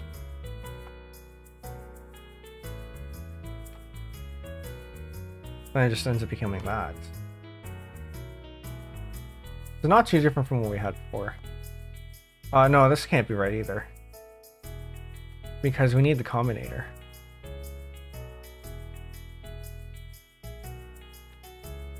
Y Combinator is a higher order function. It takes a single argument, which is a function that isn't recursive. It returns a version of the function which is recursive. More generally, Y gives us a way to get recursion in a programming language that supports first-class functions that doesn't have recursion built into it. Lazy evaluation, strict evaluation. So for us, JavaScript is strictly evaluated.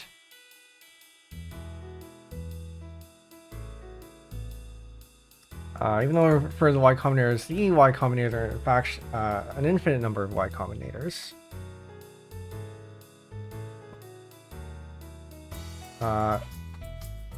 Big enough? I'll make it a little bit bigger. We need 2 Y combinators, so we need the one for strict languages. Static or dynamic type, you don't really care at this point.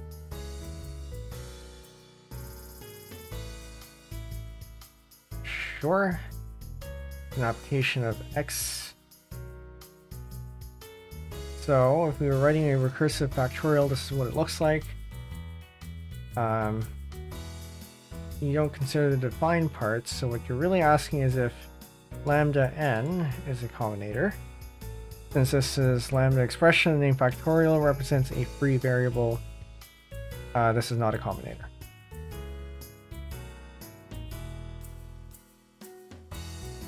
Okay, so abstracting out the function call, we need to come up with a version that does this. It doesn't have the pesky recursive call to factorial in the body of the function. Be nice if we could save all the function except for the offending recursive call, and we do that. So this is where we got before. Tried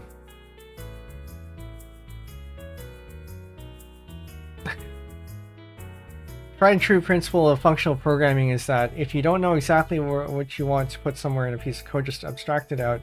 Making a parameter of a function, the easy way to do that is as follows. So for us, in our case, so we had our function here, then we abstracted out our recursive call into this function here.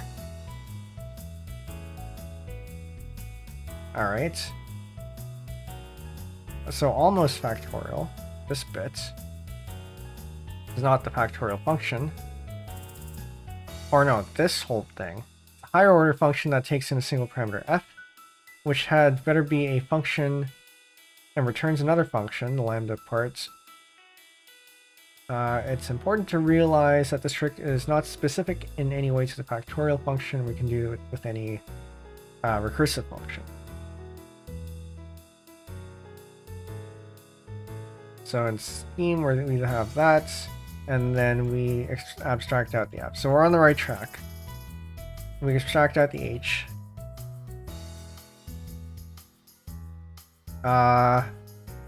Sneak preview of what we're going to be doing. So we have y be our y combinator. So we're recovering factorial from almost factorial, and we define factorial b. Let's assume for the sake of argument that we already have a working factorial function lying around. I'll call that hypothetical factorial function factorial a. Now consider the following. To answer this, it would be helpful to expand on the definition of almost factorial. This thing. Now by substituting factorial a for f inside the body of the lambda expression, we get this thing. Non-recursive function that depends on a hypothetical factorial a to work.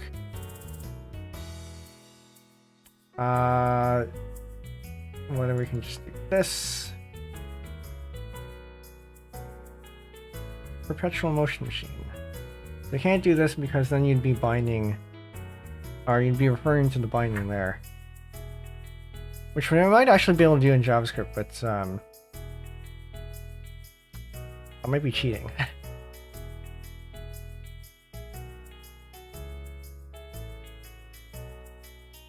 Fortunately for n is 0. Can we skip all this part?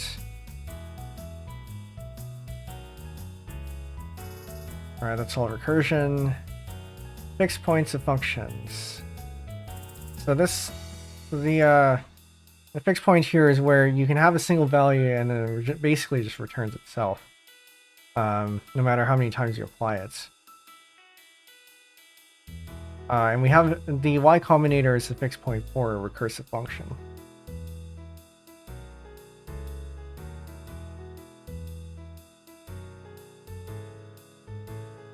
functions exist, the y combinator y is also known as the fixed point combinator. It takes in a function and returns its fixed point. Okay. So now it's time to derive y. We need the static version, or the strict version.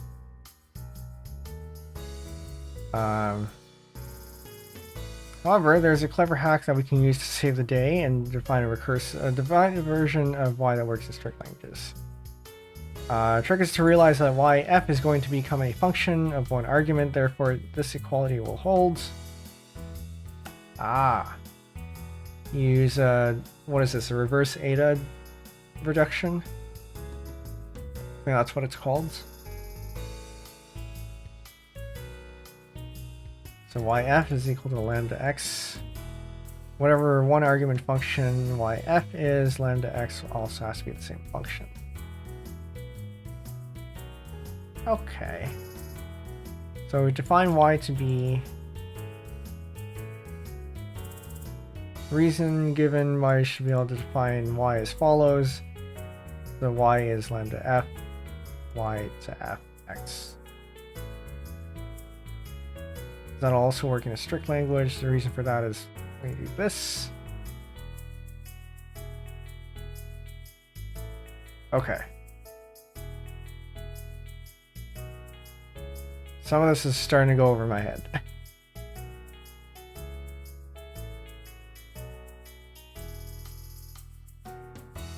We haven't yet derived the y combinator itself, so we know what the y combinator looks like. We just need to turn it into the strict version.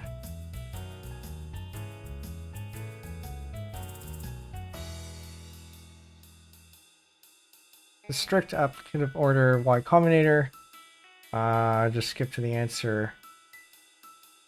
Define y, lambda x.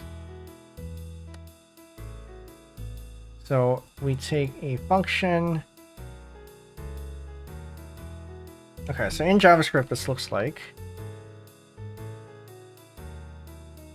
So I'm gonna put this in chat, also in Discord. Because this seems like an interesting read that might be good to go back on your own time. But to translate this to JavaScript. So function. So y is equal to function f that returns a lot of brackets. Okay, I'm going to copy this in here.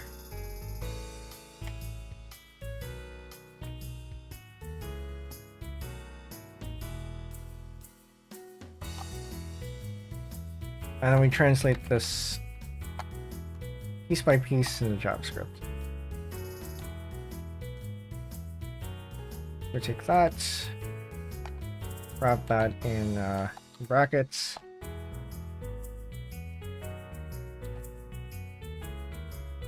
And so this is a function application. This is x to an application of f, and then this is a y. This is an application of x again.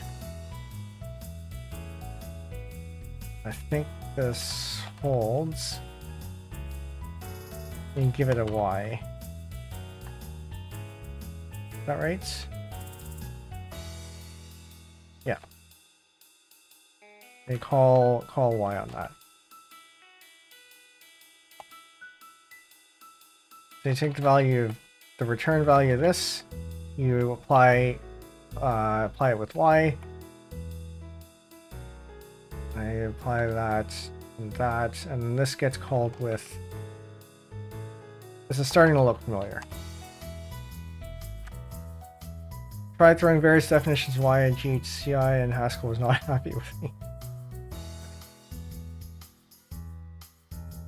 I would expect the strict version of the y combinator to still work with lazy evaluation. It's the reverse that I don't think is true.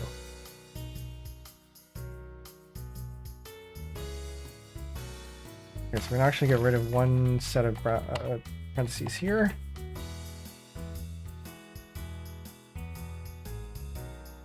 And that means we can also get rid of one set of parentheses here. Yes, I think. And then this actually ends up being the same thing here. So this ends up being this. Let me just balance out the parentheses.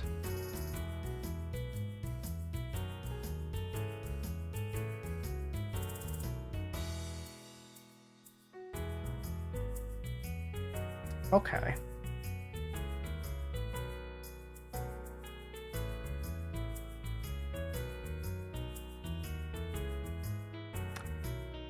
Okay, no, I get it now.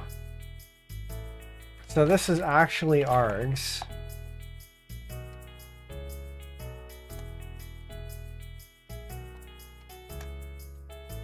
Okay, so this is the... That makes sense.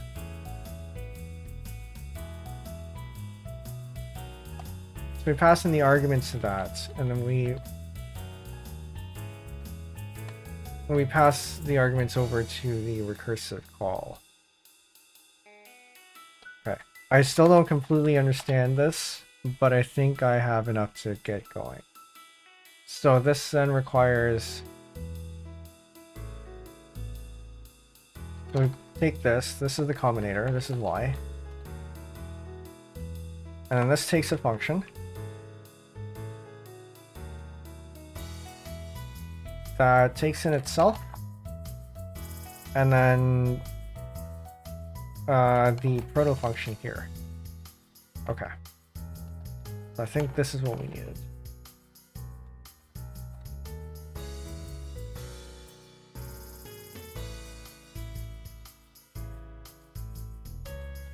Let me get rid of this. Can we clean this up a little bit?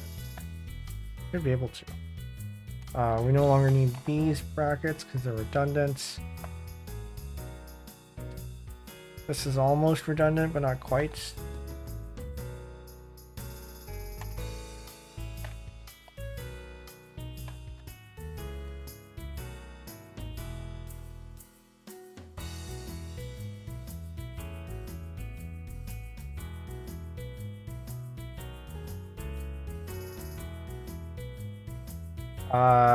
Because a clean-looking lambda calculus definition assumes that partial application is freely available. Yeah, I think it relies on lazy evaluation.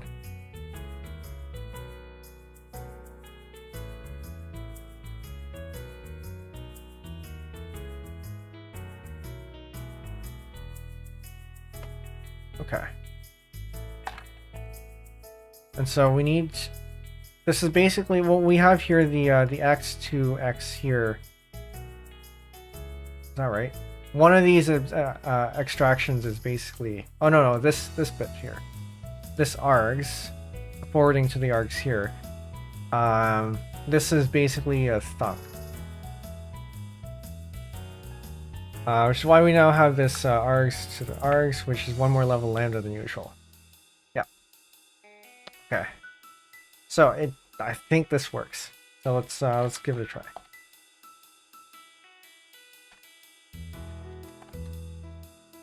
Whoa. Well, it's not an infinite recursion, which is good. We expected 0 and we get actually 4. Why do we get 4?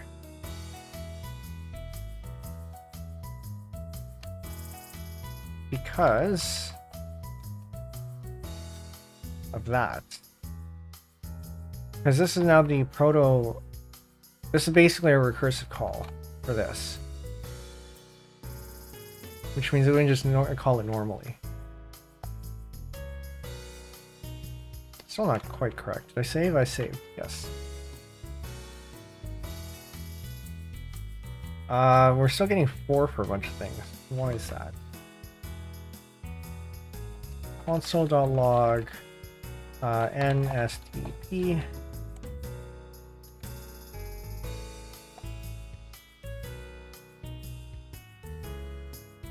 Where are my console logs?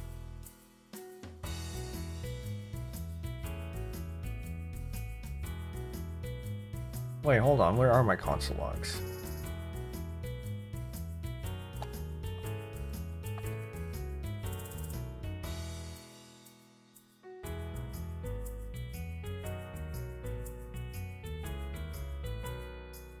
Interesting. Do we not even get here? Is that what that is?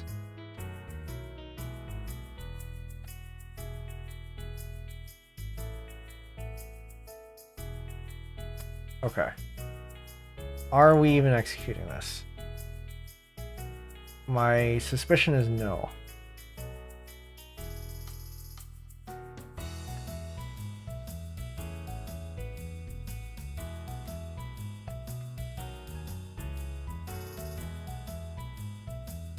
How are we still getting 4? Function and not, oh, it's a function, that's why. Lines 3 to 15 are 5 arguments to a function, but you aren't finding any function with that arity. 3 to 15. Oh, yes, because we still have the old version, that's right. So how does this work? It returns a function, which means we need to pass it down here.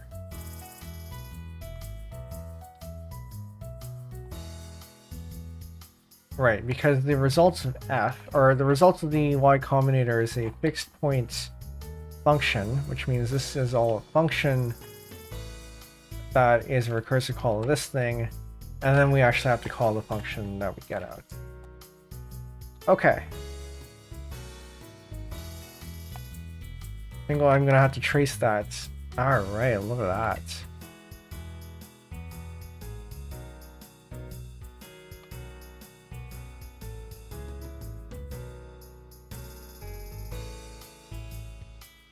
Okay, so now let's see if we can format this any better. Actually, let's commit that because that's good. And just at a glance, 1 to 3, that's correct. 1 to 2, 1 to 3, 2 to 3. What? 1 to 2, 1 to 3. Okay, no, that's correct. Yeah, I think this is probably okay. npm test. I already tested.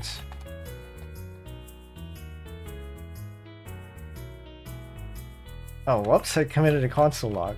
That's okay.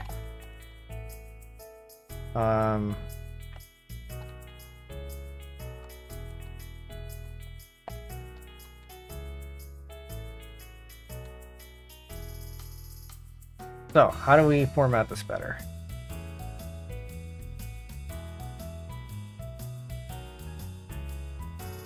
Considering it's an application, so this is the argument to that one application. I'm not even sure this is worth formatting, because this doesn't actually mean anything.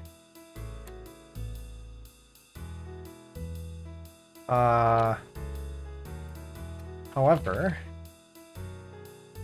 it might help to do this.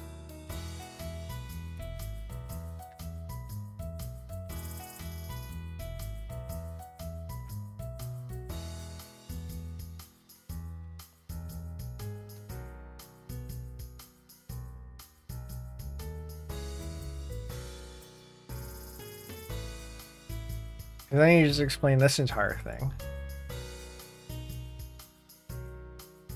And then this ends up being the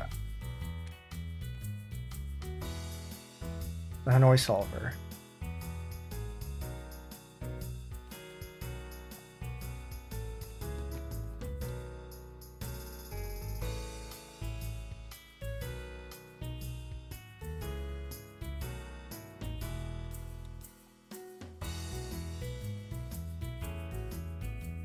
Sure. All right, do we have time for one more?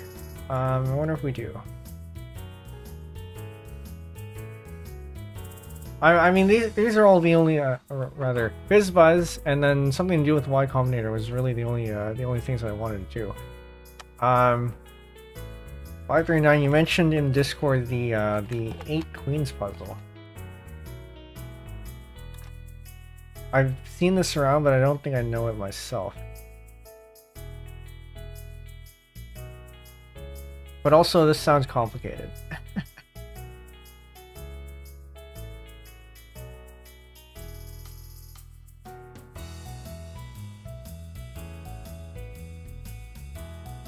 Programming.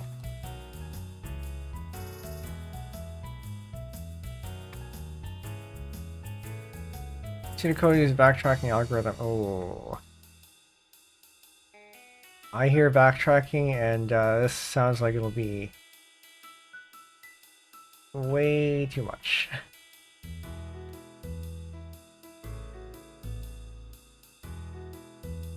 The algorithm reaches 8th column.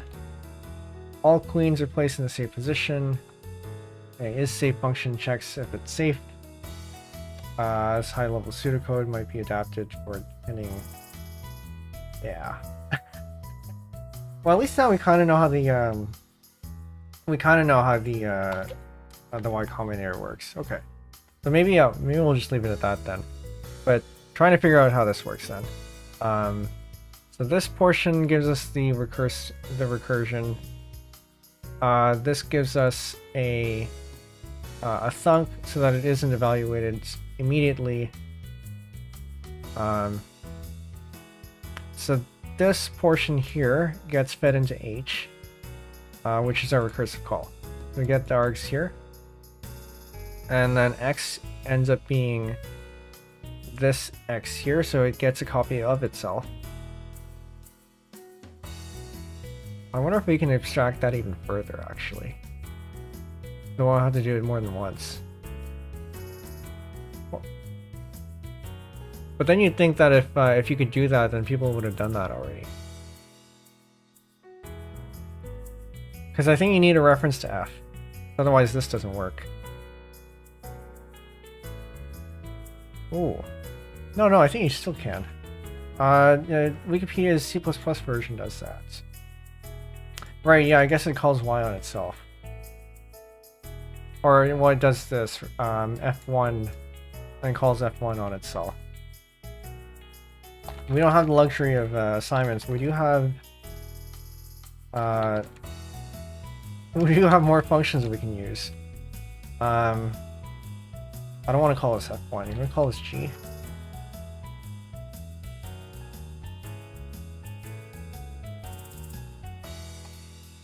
And then we can take this, and then it's just a matter of applying that. And now we've reduced our code.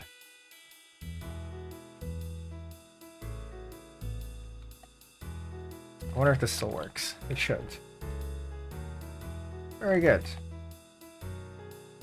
Yeah, I wonder why they don't do that more often, if it reduces the duplication.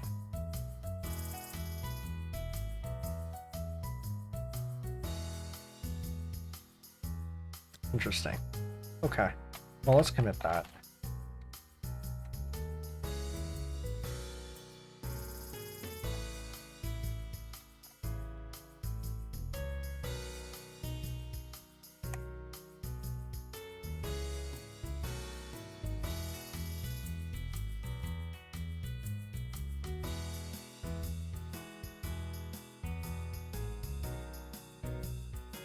Yeah, I think we would just leave it at that. It's been 2.5 hours. Okay. So, as I mentioned before, I am on call this week, so I have to do some stuff that's oh, right. Actually, let me push this up first.